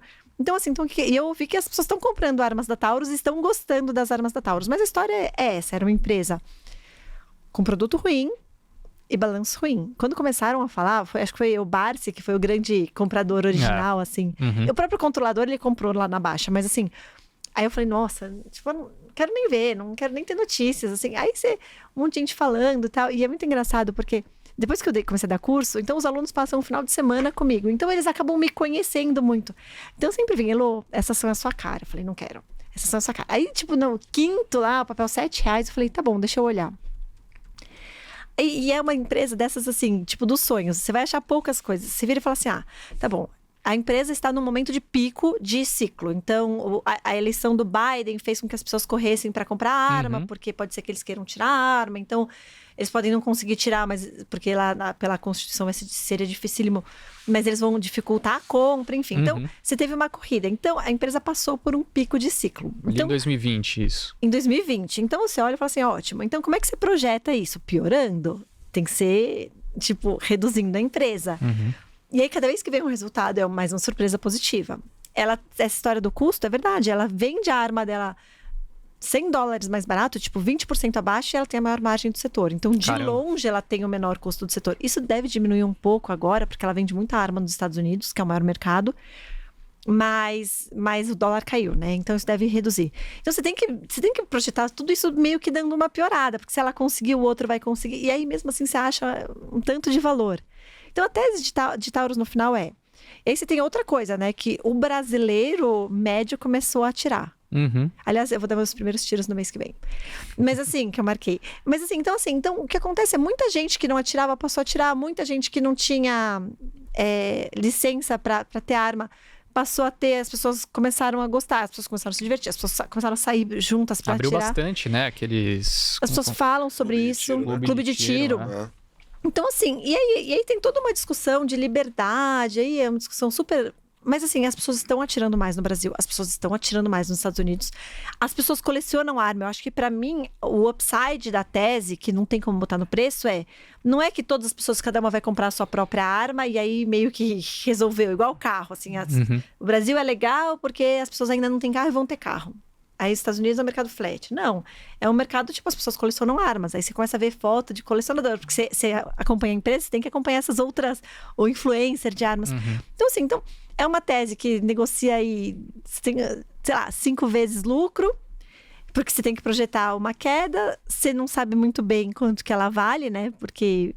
Mas, a 5 vezes lucro, considerando que o controlador gosta de dividendo e que ela gera muito caixa para crescer... E que ela se desalavancou, então, 5 vezes lucro, isso dá um yield que pode virar tudo dividendo de, sei lá, 15%. E aí você tem todos os upsides que você também não sabe como coloca no preço, que assim, ela tá ganhando uma exposição à Índia, à Indonésia, esses países que têm 1 bilhão de pessoas estão começando a armar a população. Aí você tem a discussão toda na Ucrânia, né? Que estavam desarmando e aí, de repente, precisa colocar a arma na mão de civil e todo mundo armado, homem, mulher, adolescente, jovem. Então, assim, eu acho que, tipo, no final das contas, vai ser um cenário... As guerras no futuro, elas não vão ser mais... Eu fiquei surpresa dessa guerra da Ucrânia. Mas eu não acho que as guerras do futuro vão ser guerras em terra, enfim, e pessoas armadas. Mas as pessoas estão atirando mais. Então... É uma tese que, de novo, né, não dá para projetar nenhum crescimento, você tem que projetar o encolhimento, mas mesmo assim acaba sendo muito descontado. Total. Eu tava dando uma boa estudada lá no site da Taurus e eles compartilham ali notícias que eles são mencionados, né, algumas notícias positivas da empresa. E, se não me engano, a última tinha a ver com essa questão da guerra. Eles levantando ali a bola para o debate se o fato de você ter arma... no sentido de defesa nacional, se não poderia até ser enquadrado dentro ali dos termos do ESG. Eu também li no resultado que a empresa tem feito um trabalho, se não me engano, junto com a Ernst Young, não tenho certeza também, para expandir o seu viés ESG, porque é natural que a pessoa pense, uma empresa de arma, talvez não encaixe. E tem muito fundo que no mandato tá escrito que não pode investir em empresa de tabaco e de arma. Mas sabe que eu tô estudando pro CFA do ESG, né? Então, tem, tipo, os conceitos ESG, porque sempre foi, tipo, a discussão. Mas aí você começa a entrar nos conceitos e, no final das contas, assim, dentro do conceito ESG cabe, né? Porque, cara, o S é o que? A defesa da minha família. Tipo, então... e aí, o que acontece é... A empresa, ela tinha tantos problemas que ela precisava tirar os problemas de verdade dela. Que a empresa estava quebrada, que o produto era ruim. E eles estão indo nesse sentido mesmo. Assim, eu, sinceramente, eu acho que isso não vai fazer com que fundos ESG invistam em armas.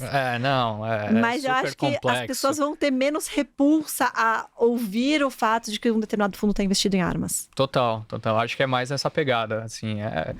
De certa forma, é como você citou, a questão da indústria do tabaco num sentido de um viés sem você entrar no detalhe e entender de fato a empresa, né? Se você parte para o sentido de defesa, de segurança, acho que não é uma boa comparação, né? Porque o tabaco não vai te defender. Eu lembro que eu cobria, quando eu era analista de fundos, eu cobria um fundo gringo que tinha uma posição bem grande numa empresa desses cigarros eletrônicos. E eu não vi o resultado do investimento, mas imagino eu que pela quantidade de cigarros eletrônicos que você já consegue ver aqui, que permeia o mercado, eu tô achando que tá indo bem. E a indústria de tabaco é uma das indústrias que mais pagam dividendo, um dos setores que mais pagam dividendo nos Estados Unidos. Você pega ali o histórico, eu não me recordo exatamente, mas eu lembro que eu estudei isso uma vez. Dividend yield altíssimo por muito tempo. Porque, de certa forma, também você não tem muito como investir, né? Você precisa devolver o dinheiro pra galera. Agora você é investido em cannabis, né? Mas, por exemplo, eu não investiria numa empresa de tabaco. Sei lá. Não, porque tabaco realmente é meio difícil não você justificar, né? Que bem ele vai te fazer, né? Acho que... Curioso, são setores aí, enfim, tem um monte de setor curioso, né, pelo mundo, ainda mais quando você sai do Brasil. Nossa, ela falou, por exemplo, setor de cannabis, etc, tem muitos setores super curiosos lá fora. Por sinal, não sei se você já viu isso, mas com uma performance horrorosa nos últimos 2 anos. Mas aí por quê? Mas é porque valuation. E também, regulação. É negócio de resultado lá na frente, né? Juros subindo. Total, mas teve uma questão específica também que tinha a perspectiva que diversos estados norte-americanos iriam legalizar o uso de cannabis. Então, foi especulado por conta do Biden. Por conta do... Perfeito. Foi revertido, né? Então, a expectativa estava lá em cima. Eu ouvi uma história que pra mim foi fantástica, que eles me explicaram que é o seguinte: a indústria em estados que cannabis é liberado, a indústria se prejudica muito, indústria de precisão. Então, assim, você passa a ter problema de qualidade em produto. Então, o que acontece? O cara chega lá mais chapado, se é liberado, então não é crime, o cara tem que apertar o parafuso, aí aperta com espana, deixa lá mesmo. Então, assim, ninguém queria mais comprar produto de algumas indústrias que... Assim, a mão de obra vai lá para baixo, a qualidade de mão de obra. Imagina. Faz sentido. Agora, tem uma tese na sua carteira, Elô, que eu costumo brincar que é o ticker de Playboy da Bolsa. Acho que é uma das maiores. Que é a JHSF, porque assim, você falar hoje que é uma empresa puramente imobiliária é difícil, porque você tem e-commerce, tô até com o portfólio deles aberto aqui, tem shoppings, eles têm também aqui o que eles chamam de hospitalidade e gastronomia, aeroporto internacional, enfim, tem algumas frentes de negócio ali. Fato Se a JHSF uma tese de Playboy. Patrocinar o Stock Pickers com qualquer uma... Opa! Perfeito. Se vocês quiserem patrocinar a gente, por quê? Por eventualmente um desconto na Boa Vista, quem sabe? Mesmo com desconto eu não entro. Mas, isso é uma cortesia. Uma coisinha mais tranquila ali. Aliás, isso me lembra uma coisa. A gente tava no slide de patrocínio de uma, não vou falar obviamente, mas de uma incorporadora de capital aberto. É mesmo? Você não lembra? Que eu te mandei e falei, olha só. Lembra? Pois obrigado, então você Lima. Não dá. Hoje não vai dar.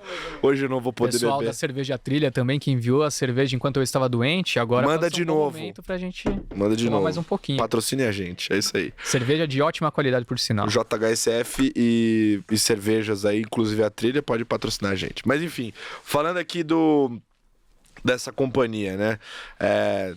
isoladamente falando quando a gente compara com pares de real estate, né, embora seja esse bichão diferente da bolsa, um retorno aí muito bom, das melhores performances no ano, né, 22% year to date. Mas só porque tinha capotado no começo do ano. Exato. Resultados do primeiro tri já demonstrando shoppings com venda forte, aeroporto recuperando. E aí, qual que é a sua tese por trás da empresa? A tese é, tipo, a empresa... Eu lembro de ter olhado esse papel antes de ser mãe. Então, a tese, o que eles falavam lá aconteceu, né? Quando então, foi isso? O meu filho tá com 8 anos, então 10 anos atrás. Ah. E é assim, então o que é a tese por trás? A tese por trás é, a empresa se propôs a fazer uma coisa dificílima e ela foi extremamente bem sucedida. Que é o quê? Ser a marca de referência dos ultra high net worth individuals. Sim. Os ricaços. Que frase bonita, né? Ultra high net worth. Então, assim, ela se propôs a isso. No começo ela não era isso, tá? Ela era uma incorporadora de alta renda, mas assim, ela fez shopping Tucuruvi, shopping Santa Cruz, que em hora nenhuma se propuseram a ser isso. E aí ela descobriu esse nicho aí que ela navegou e navega muito bem. O que quer dizer que marginalmente ela continua tomando novas decisões, novas iniciativas no mesmo sentido. Então, eu lembro que lá atrás esse Boa Vista era um mico. Uhum. E, na verdade, ele só virou um negócio realmente mega ultra blaster, sei lá, de 2018 pra cá. E aí, na pandemia... Principalmente a pandemia, estourou tudo. Explodiu. Então, imaginava-se que ia ser ali.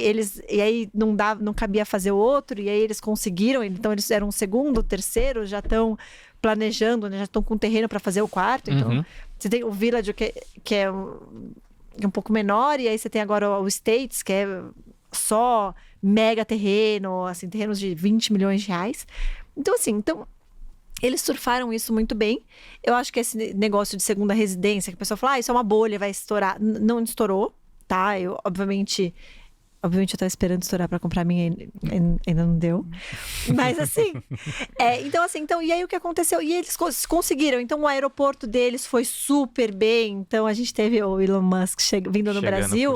Quem conseguiria recebê-lo? Aí eles têm lá uma pista enorme para um avião grande, aí recebeu o avião do presidente, aí você tem uma estrutura para receber o homem mais rico do mundo, que, assim, não é que não haja outros hotéis, mas eu tenho alguns amigos desse Ultra High Net Worth Individuals que eles falaram assim, não, Elo, agora a gente olha e fala, o hotel é muito bom, mas não é um JHSF. Então, assim, não é um Fasano. Porque aí agora já são vários e alguns são só administrados por eles, outros são deles mesmos, mas eles imprimem um padrão que para esses caras que, enfim, né, que não são como a gente, que fazem conta, para esses caras realmente faz sentido, porque o que ele consegue lá, ele não consegue em outros lugares, ou raros outros lugares. Então, assim, a tese é essa. Então, servir bem os ultra ricos. E aí, o que acontece é que eles conseguiram. Então, quando eles trouxeram o aeroporto deles, parte relevante dos aviões de São Paulo foram para lá. E aí, isso ajuda que Congonhas está tentando tirar esses caras. Então, vai pousar onde? Pousa ali. Aí o cara já tem a casa ali, já deixa o avião dele ali. Aí os outros condomínios, eles fizeram uma aquisição de um terreno em Bragança Paulista. Eu falei... Aí ele virou e falou assim... Pois é, né, Elo? Tipo, é meio que a gente tem que monopolizar os ricões. Então, se alguém vai fazer lá, a gente vai junto. Então, acho que a tese é toda essa. E aí você tem uma questão que é... Você pode ter alguma ciclicidade. Claro, você teve uma pandemia, vendeu um monte de terreno e agora diminui. Então, você tem uma questão meio cíclica, né? Você não pode projetar que ia manter os padrões da pandemia. Mas, marginalmente, eles são o cara que servem esse indivíduo. Então, não sei se vocês viram aqui do outro lado da ponte do Shopping Morumbi, eles vão fazer um clube de surf. Sim. E tá, tipo, indo super bem. E aí, o clube de surf, a venda de título do clube de surf paga o terreno. Eu ouvi falar que é uma nota, esse título. Tipo... É um clube de surf aqui em São Paulo? É? Um clube de surf. Depois eu te mando um videozinho. Clube de surf. Não que eu tenha poder aquisitivo pra qualquer coisa. Tem, mora... Título de curiosidade. Milhãozinho. É por aí mesmo. Mas então, assim, e aí você faz isso, mas assim, você tem que pensar assim, imagina o cara do 300 milhões que adora surfar. Aí você vai ter lá água que eventualmente vai ser água climatizada, ondas perfeitas, a melhor tecnologia, você surfa a hora que você quer, eventualmente você pode morar lá, comprar um apartamento que você desce, fala assim, de manhã eu gosto de surfar antes de ir pro trabalho. Assim, você desce no condomínio, você vai dar uma surfada. Não é pra gente, mas assim, existem essas pessoas, assim. Às vezes eu olhava e falava, tipo, quem é que come no restaurante tal, no Paride, sempre? Eu sei, agora eu conheço algumas pessoas assim, que você fala... Tipo, eu lembro que toda vez que me chamavam pra ir pro Paride, aí eu falava assim... Tem benefício pra acionista, né? Não tem. E aí, assim, infelizmente. Mas então, assim, no final das contas, essas pessoas existem, elas consomem desse jeito e, no final das contas, ela olha, hoje, quando ela olha o selo da JH, e vira e fala assim... Eu sei que ali eu vou ser atendido com a qualidade que eu mereço. Eu não mereço, mas que eles merecem. Então, você olha e fala... Então, assim, no final dos contos, eles conseguiram esse nicho. Marginalmente, o que eles fazem tem ido muito bem.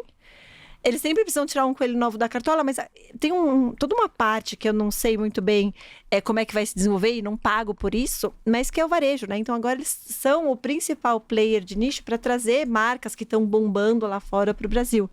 Então, assim, de novo, marginalmente tem um monte de coisa que eles podem fazer, um monte de parceria, um monte de joint venture para o cara vir para o Brasil, entrar no Brasil. Eu tenho, assim, um meu cenário base, né? Eu tenho que me preparar para o cenário alternativo, é que a gente pode encontrar o Brasil que a gente sempre sonhou. Vocês são jovens, mas eu não sou tanto, eu já passei da metade. Então, assim, a gente pode viver o Brasil que a gente sempre sonhou ao longo dos próximos anos. Então, assim, e esses caras vão aumentar em quantidade. Então, essa é a tese de JHSF. De novo, né? É difícil porque vai diminuir um pouco o tamanho. Eu projeto que vai diminuir um pouco o tamanho da parte de incorporação, porque acho que o Boa Vista desacelera, mas não necessariamente vai diminuir. Então, eu projetava que ia diminuir mais, está diminuindo bem pouco. Eu fiquei. Só um comentário. Fala. Primeiro, momento Zé Gracinha, eu fiquei imaginando o Elon Musk passando na alfândega lá, quando eu tava chegando aqui no Brasil. Carinha da Polícia Federal olhando aqui o passaporte. Será que é o tal do Elon entrando aqui ou não? Então, agora já tem Polícia Federal lá dentro. Pois é, sensacional.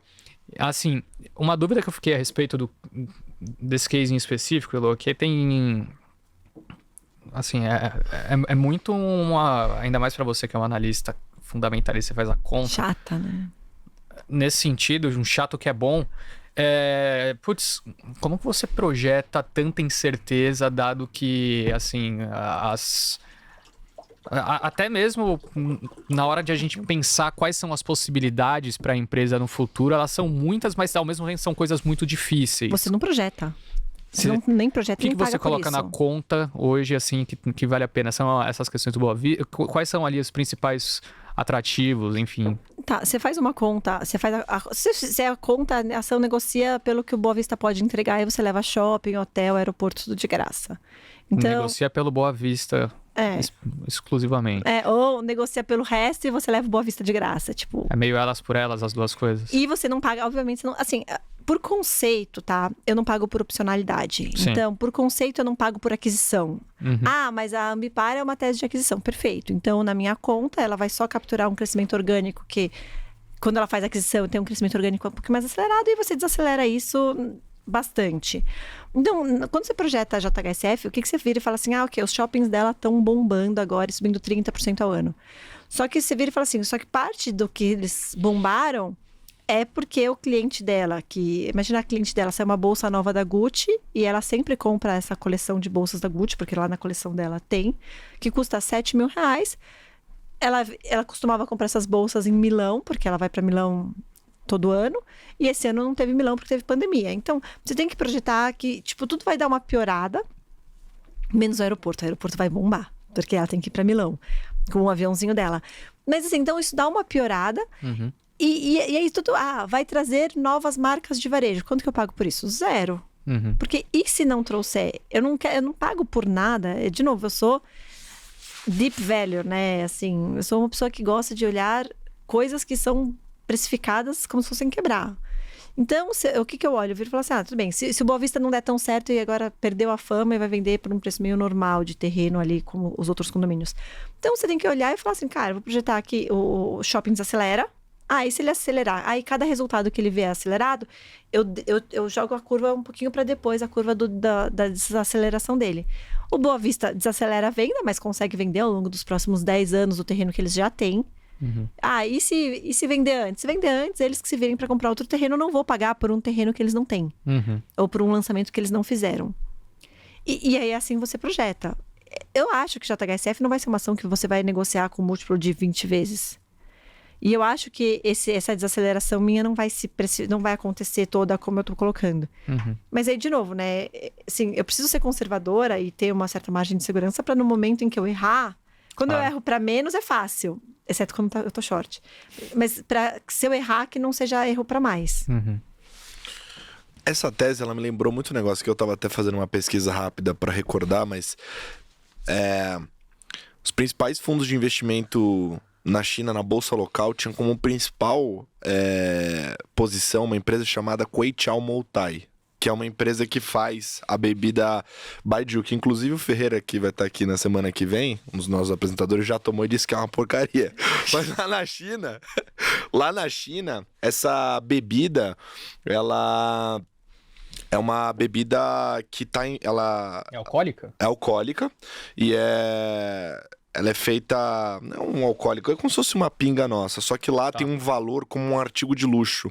Então, você chegar na casa de alguém e ter uma bebida dessa na mesa ali, você presentear alguém com essa bebida, é um símbolo de ascensão social. E esses fundos investiam nessa empresa justamente por isso. Porque uma expectativa de melhora de renda per capita, mais pessoas comprando, uma margem EBITDA de 70% que tinha a companhia. Que loucura. E aí, aqui tem até na matéria que eu pesquisei, que eu lembrava mais ou menos disso, mas queria confirmar, que ela chegou a valer mais que o Banco Comercial Industrial da China.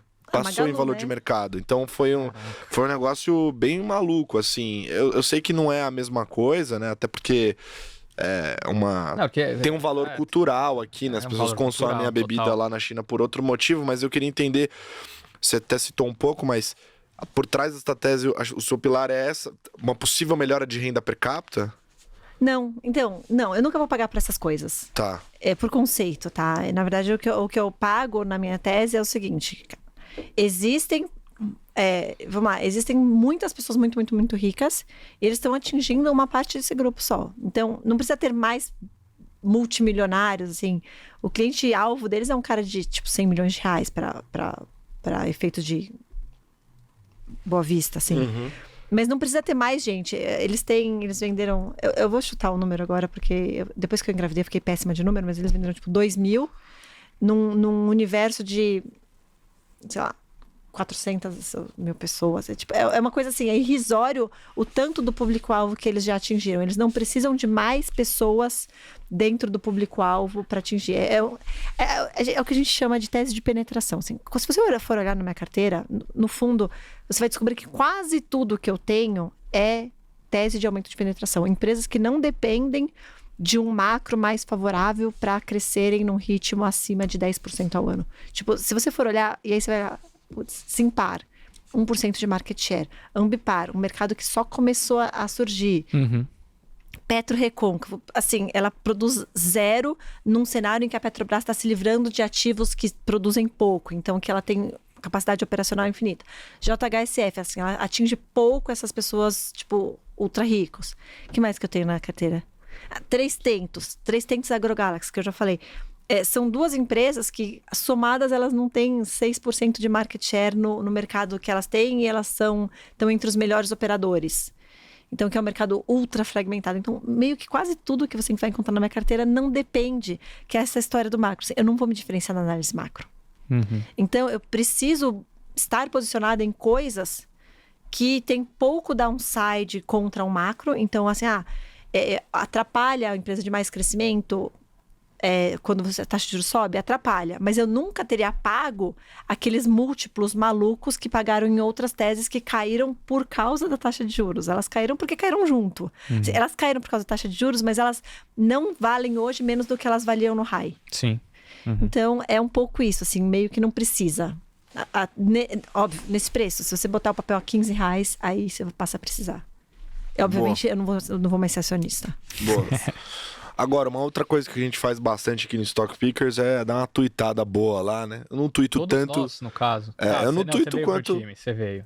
Então, essa história é boa. Eu não era do Twitter porque a galera pinta o Twitter como se fosse um ambiente de briga, essas coisas, e eu não gosto disso. Eu sou um cara da paz, eu sou mais tranquilão, não gosto dessas brigas. Você segue.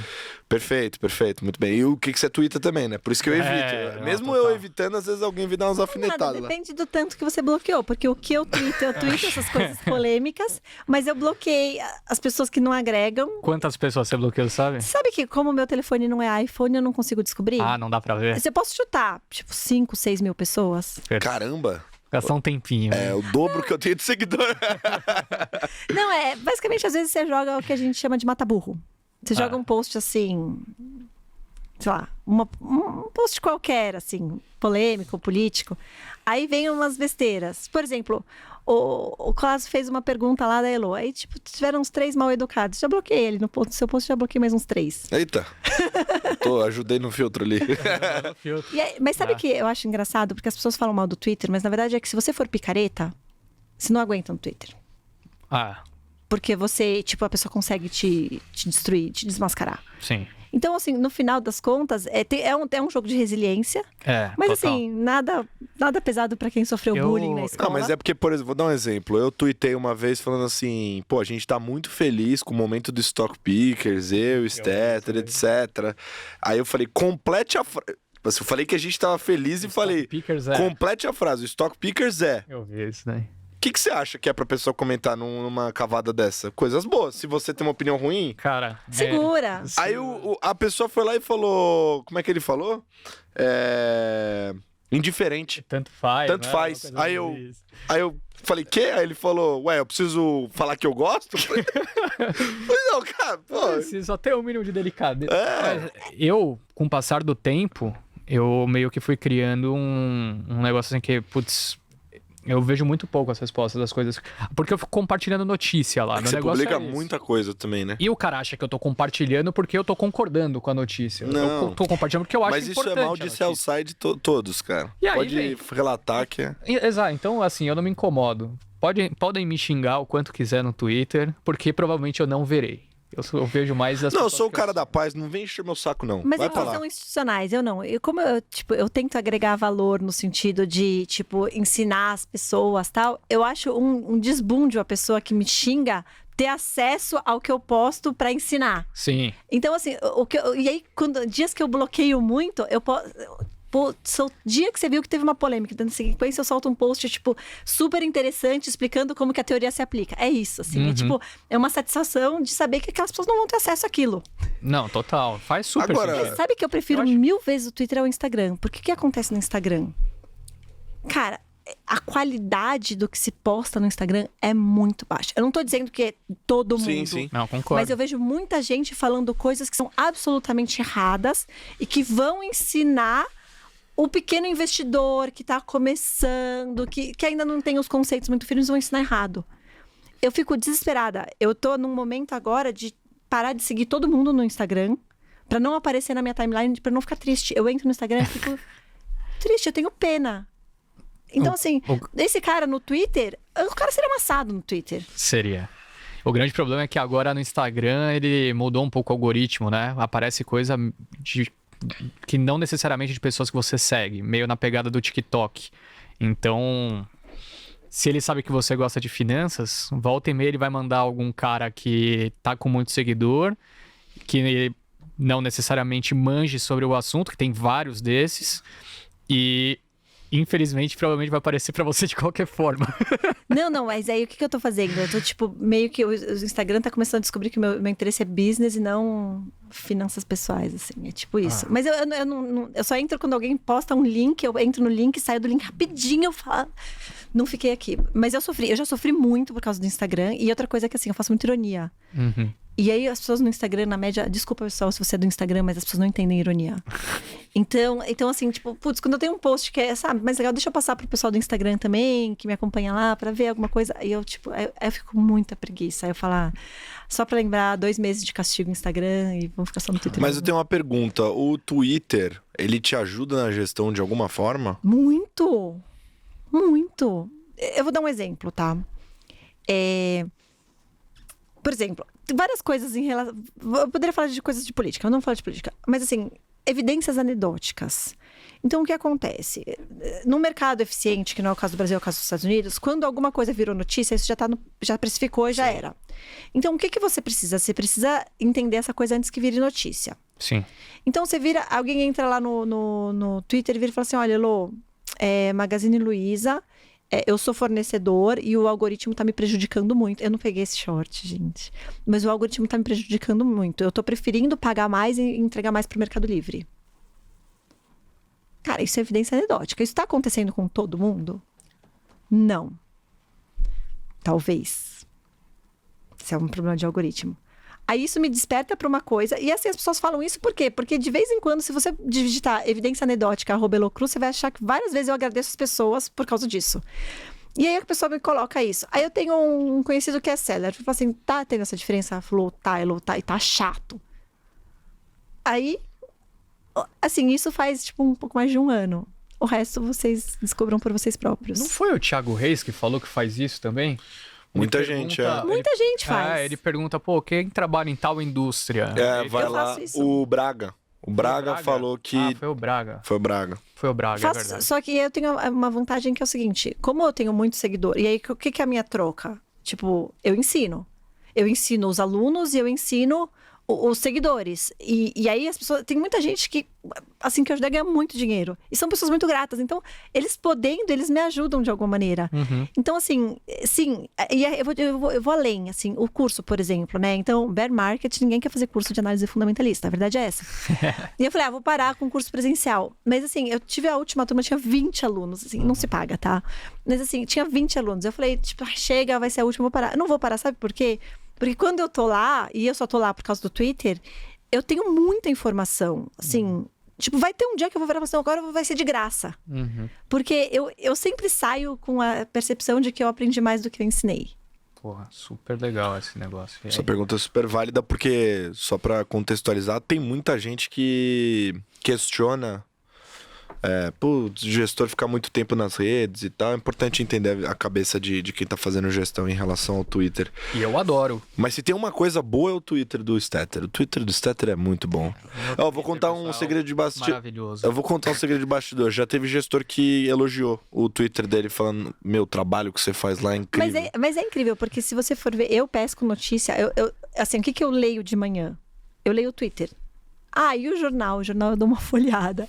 Mas assim, porque se tem alguma notícia, ela vai chegar. Quem que traz notícia? Stetter traz notícia. Traz. Danilo Breda traz notícia. Nossa, mas o do Stetter eu já vi ele dar um trampo de fazer. Às vezes a gente tá em reunião, ele fala: pera aí que eu tenho que publicar um.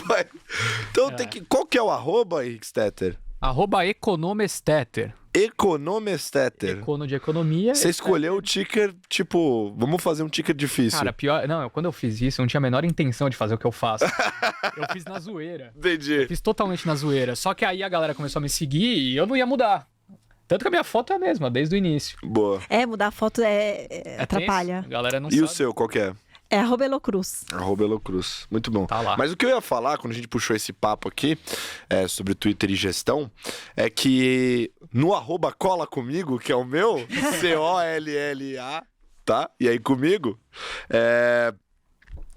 eu costumo soltar, né? Pedindo ali, eu dou uma tweetada lá falando do convidado, dou um spoiler do convidado e deixo a galera soltar as perguntas ali que elas gostariam. A gente passou por Ambipar, que foi uma das coisas que todo mundo pediu, e Sim. falando de Elo, naturalmente iam pedir Ambipar.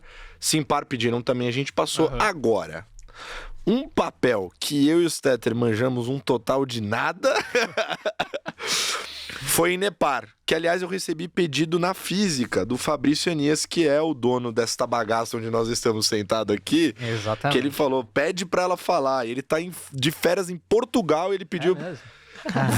Vai curtir sua festa. Vai comer um pastel lá, um pastel de Belém. Pastel de nata, meu. Pastel de brincadeira, nata. Fabrício. A gente Regada ama um você. pãozinho, né?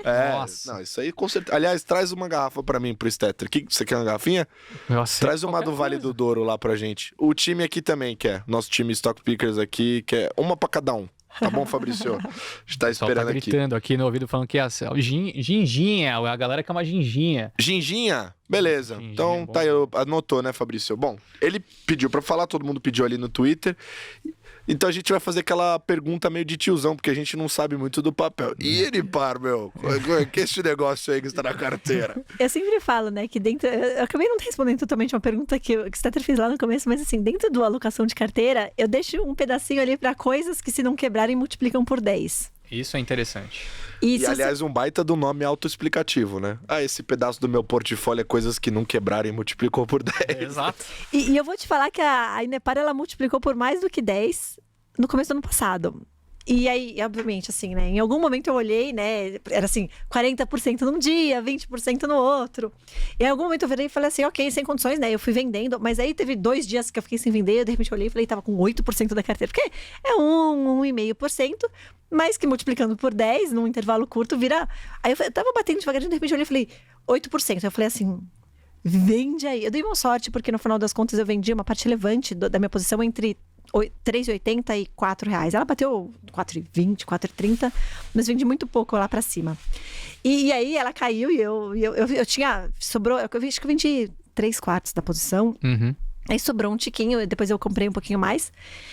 Mas o que é a tese de Inepar, tá? É aquela tese, tipo, se não quebrar, multiplica por 10. Quem comprou Taurus nessa situação, multiplicou por 10. Uhum. Mas a história da Inepar, basicamente, o que ela é? É uma empresa que, dentro do processo de Lava Jato, a Petrobras... A Petrobras, ela quebrou, tá bom? Então, formalmente, ela não quebrou, mas na prática ela não tinha balanço mais para sobreviver. E o que ela fez? Ela parou de pagar todo mundo. Tipo assim... É tipo o cara que tá devendo no banco com crédito no cartão de crédito. Risco Brasil, vai embora. Não, assim, lá embaixo, naquele auge de 2016, 15, 16, ela quebrou. E aí ela parou de pagar todo mundo e a Inepar tava gastando em função de coisas que tava fazendo pra ela, quebrou. E mais um monte, tá? A Inepar, no final das contas, o que é a Inepar hoje? É uma casca de uma empresa que já foi uma grande empresa de engenharia e montagem, essas coisas, de plataforma, de petróleo, enfim, serviços, mas que basicamente quebrou por conta desse lava-jato. E assim, já não tem nenhum envolvimento, não vou falar isso, tá bom? Mas assim, que aí sobrou lá e uma massa falida, né, que não virou massa falida, porque entra em recuperação judicial e aí você se defende dos credores. Os credores que têm acesso a muito mais informação do que a gente, eles aceitaram se diluir num preço de R$70 por ação, que ajustado ao preço de hoje seria R$3,50, então a gente está falando de uma ação que está 60 centavos, mas que a turma toda dos credores aceitou, porque eles poderiam virar e falar assim, não, mais que 30 a gente não aceita, mas eles aceitaram se diluir a 70. Então, se você for olhar lá atrás, um relatório de laudo de avaliação feito pelo Brasil Plural, era isso que valia mais ou menos a empresa. Então, seriam R$70 de ativos e potencialmente mais R$70 do que eles chamam de claims, né? Que são, tinha um processo contra a Petrobras, uma arbitragem, eles ganharam, um outro contra a Furnas, eles ganharam, um contra a Copel. Aí eles ganharam, mas negocia, recebe um pouco menos e assim é feito. Então, no final das contas, ela é uma casca que eventualmente vai ganhar esses dinheiros. E dentro dessas... E tem algumas coisas para vender. E dentro dessas coisas para vender, tem lá a fábrica de Araraquara, enfim, tem outras coisinhas. Então, potencialmente, tá? E assim, eu pago por isso, mas de jeito nenhum, tanto que eu praticamente zerei minha posição lá em cima. Mas potencialmente isso tem aí algum valor e aí vai de descobrir quanto que vale, e obviamente com o tempo passando isso perde. E aí faz leilão. E já por 2 vezes faz o leilão, aparece um cara que bida, leva e meio que o cara não existe. Assim, é sempre tudo muito estranho. Então, de novo, não dá para pagar por isso. Mas nesse preço também não precisa. Mas a tese de Inepar é isso, e a pergunta de Inepar é porque a Inepar vem capotando, assim. Então, ela vai caindo aí num ritmo de 8% num dia, aí vai lá e sobe 10%, e aí cai 7%. É tipo sempre grande. Tipo, no melhor estilo Val é Vida. Mas a cabeça é essa, é uma posiçãozinha minúscula no fundo, que eventualmente... Nossa, o que é isso aí? É um gráfico de taxa de juro. Cara, é tipo um eletrocardiograma. É um eletrocardiograma. Muito eletrocardiograma. Coloque, pesquise aí, NEP. É 4, ó, que tem a maior. É mais até, é tipo batimento fetal, né? Que é mais rápido. Nossa. Muito estranho. Isso realmente. aí é bom mesmo. Por essas e outras que a gente não conhecia tanto. Perfeito. Não, isso aí é tipo, é lixo, assim, é lixo atômico. É que assim, se você for ver, ela gerou um retorno gigante no fundo. Até porque, de novo, né, você tem que saber sair. Não dá pra ficar, meu fundo aqui é 30% Inepar. Tá maluco. Aí, tá respondido. E agora a gente quer... o pessoal do Twitter, então, quiser seguir ali o @cola comigo, você manda lá pra mim as perguntas que a gente costuma selecionar as melhores e trazer pra cá, tá? E Fabrício, você não tava no Twitter, então você tá devendo vinho pra gente. É isso. Nada mais que justo, né? Ele tá no Twitter. Você tá. Ele também. O Fabrício tá, perfeito. Mas o Fabrício não mandou a pergunta por lá. Ele usou o quê? A influência dele na Physics que me mandou no WhatsApp. Ele falou, se ele não fizer essa pergunta, o próximo Stock Pickers vocês arrumam onde fez fazer. umas ameaças e tal. Eu falei, Fabrício acho que você tá falando com o quê? Eu acho que ele tá podendo fazer isso. Ele pode. Ele é um manda-chuva aqui. A gente ama ele. Enfim. Bom... Pauta feita, a gente queria falar dos outros papéis ainda aqui da carteira, mas não tem problema, porque a Elo volta com certeza absoluta pra fazer mais episódios com a gente. certeza, não é a primeira vez dela no Stock Pickers, ela vai voltar. As ordens. Pois é, isso aí. Boa. Bom, Nando Lima, você está com o seu eletrocardiograma parecendo da Inepar ou você tá bem aí, vivo? Ótimo. Então... Nando Lima que estreou um corte de cabelo fenomenal também. Perfeito. Ele reclamou que a gente não comentou. O corte de cabelo novo do Nando tá maravilhoso. Maravilhoso. Tá bom? Bom, dito isso, Nando Lima, roda a vinheta, por gentileza.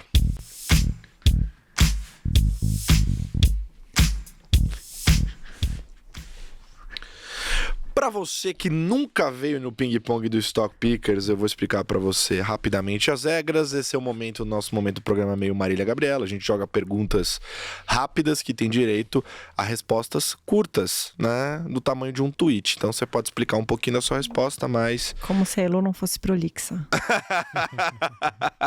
Pois é, essa hora a gente vai obrigar a Elo a ser um pouco menos, então. Mas a pergunta rápida aqui, a gente joga umas perguntas mais padrões que vão dando algumas contribuições para o nosso programa. A primeira delas, Elo, é a seguinte: a gente tem uma biblioteca dos gestores, que você encontra o link lá no nosso Instagram, @StockPickers_ no Instagram. E a gente queria a sua contribuição de um livro. Então, um livro para nossa biblioteca. Um livro para biblioteca. Eu vou ficar, porque quando eu vim no Stock Pickers 2, eu pude falar o livro que estava começando a biblioteca. Mas eu vou falar que um que provavelmente outros não. Eu vou falar um que acho que ninguém falou. Você acha que é Outlier? Boa, vai lá. É o Manual de Contabilidade da FIPECAF. Não, esse é impossível alguém ter falado. Ninguém falou isso. Eu acho que não. Esse aí ninguém falou. Esse Stock Pickers talvez é tão importante quanto o 2, que é o 150, não é? É o 150. Me senti 150. honrada em ter vindo. Você só aparece em episódio, pô. Número cabal, muito bom. Até porque o episódio 100 foi fenomenal, né? Com certeza. Mas eu vou ficar com esse, assim. Esse é específico porque, obviamente, não são todas as pessoas que precisam desse. Mas eu acho que para quem vai investir em ações, acho importante. Tipo, essencial. Boa. Um trade de alegria. Pode ser na carreira. Foi Unipar. Unipar foi o trade, assim, por causa de Unipar, eu nunca mais vou precisar ter um emprego. Pô. Nossa, toma essa na cabeça. Eu ainda não tive esse trade. Não confunda Unipar com Inepar, diga-se de passagem. Gente, por favor. Unipar foi um trade de alegria também, mas o que mudaram na minha vida foram Unipar e Simpar. Boa. E um trade de tristeza que, na linguagem do Stock Pickers, é um jeito carinhoso de dizer que você acabou perdendo dinheiro, né? E aí gerou um baita de um aprendizado. Acho que foi PDG, né? Porque PDG quase me fez desistir de tudo. Foi antes de Unipar. Não foi o mesmo dinheiro, mas foi um pouco depois. Mas foi PDG, porque assim, não é possível que eu tenha errado tudo. E eu errei tudo, assim. Eu comprei uma empresa que negociava a 10% do valor patrimonial, perdi 80% do que eu investi. Não, do que eu investi não. Eu perdi 80% desde da pior boleta que eu fiz. Uhum. E ainda estopei e falei, ok, vou desistir desse papel, e eu vi o papel caindo 90% depois. Então sobrou 2% da pior boleta que eu fiz se eu tivesse ficado o tempo todo. E o que você mais aprendeu com isso? Cara, o que eu aprendi? Eu aprendi uma porrada de coisas. A primeira delas não é porque é um cara super bom e que é uma referência no mercado, tá comprado no papel que é uma boa. Então isso não é suficiente. E isso até fica a dica para você que tá ouvindo Stock Picker, mas não é profissional do mercado, que não é porque o gestor tá comprado em tal papel que você vai ganhar dinheiro com ele. E nem que o gestor vai ganhar dinheiro.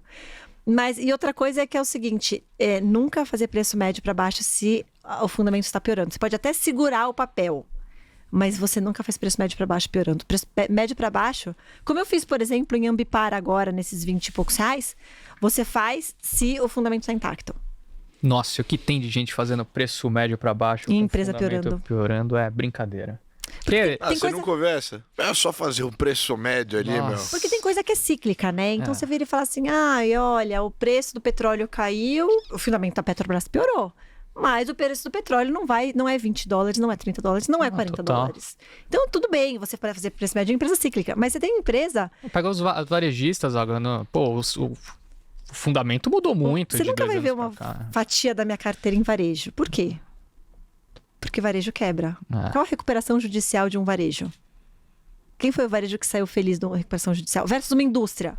Tupi, Ricardo Taurus. Eletro também, que tá entrando, não é? Que o pessoal tava comentando. Não tem, porque se você é o fornecedor, você vai dar crédito pro cara? Você vai entregar produto pro cara? Não, jamais.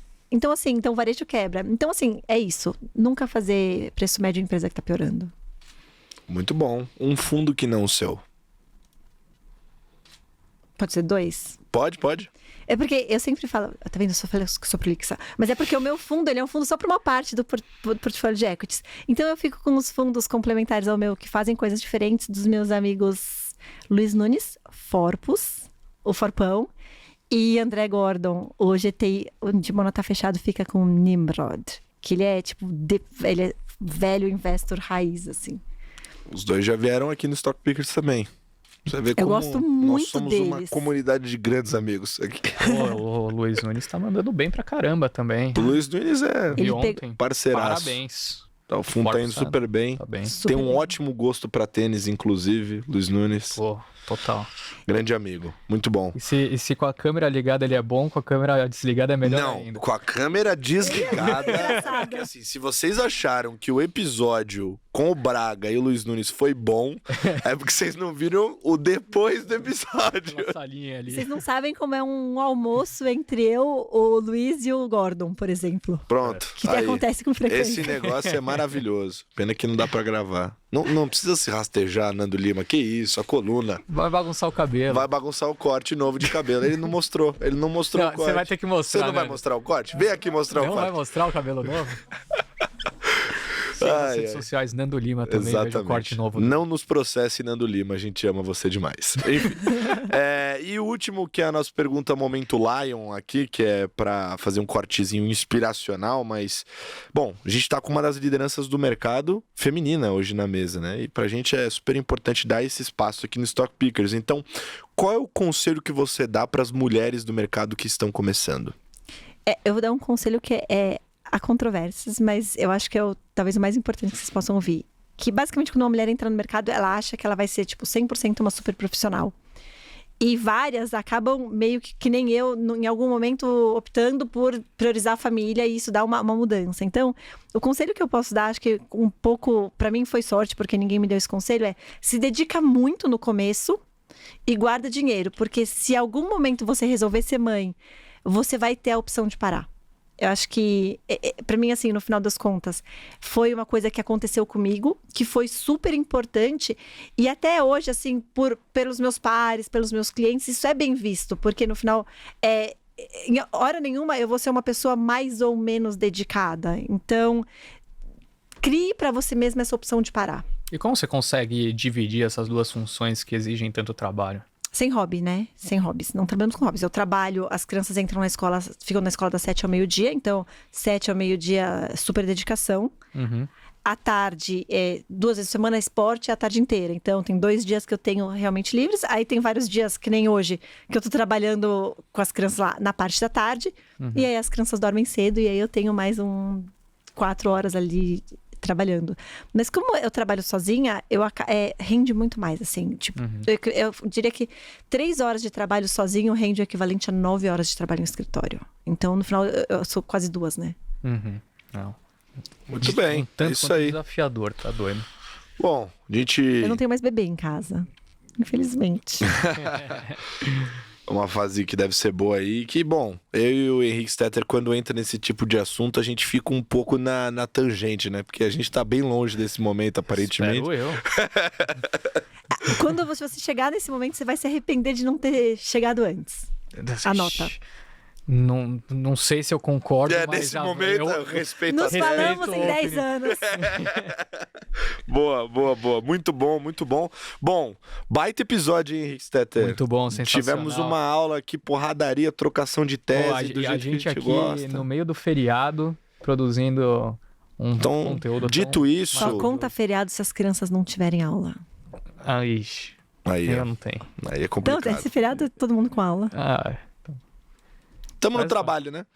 Então, dito isso, você que é a nossa querida audiência que assiste o programa até o final, deixa o seu like aqui no YouTube, compartilha o conteúdo com quem você quiser compartilhar a mensagem, posta nas suas redes sociais, comenta aqui também pra gente dar um feedback, fala o que você achou das teses de Elô, dá sugestões pra gente de próximos convidados e convidadas, que a gente lê todos os comentários aqui, tá, pessoal? Se inscrevam no canal. Se inscrevam no canal, muito bem, olha só, estamos aprendendo aqui com ela a ser youtuber, que é uma coisa que a gente é muito bom.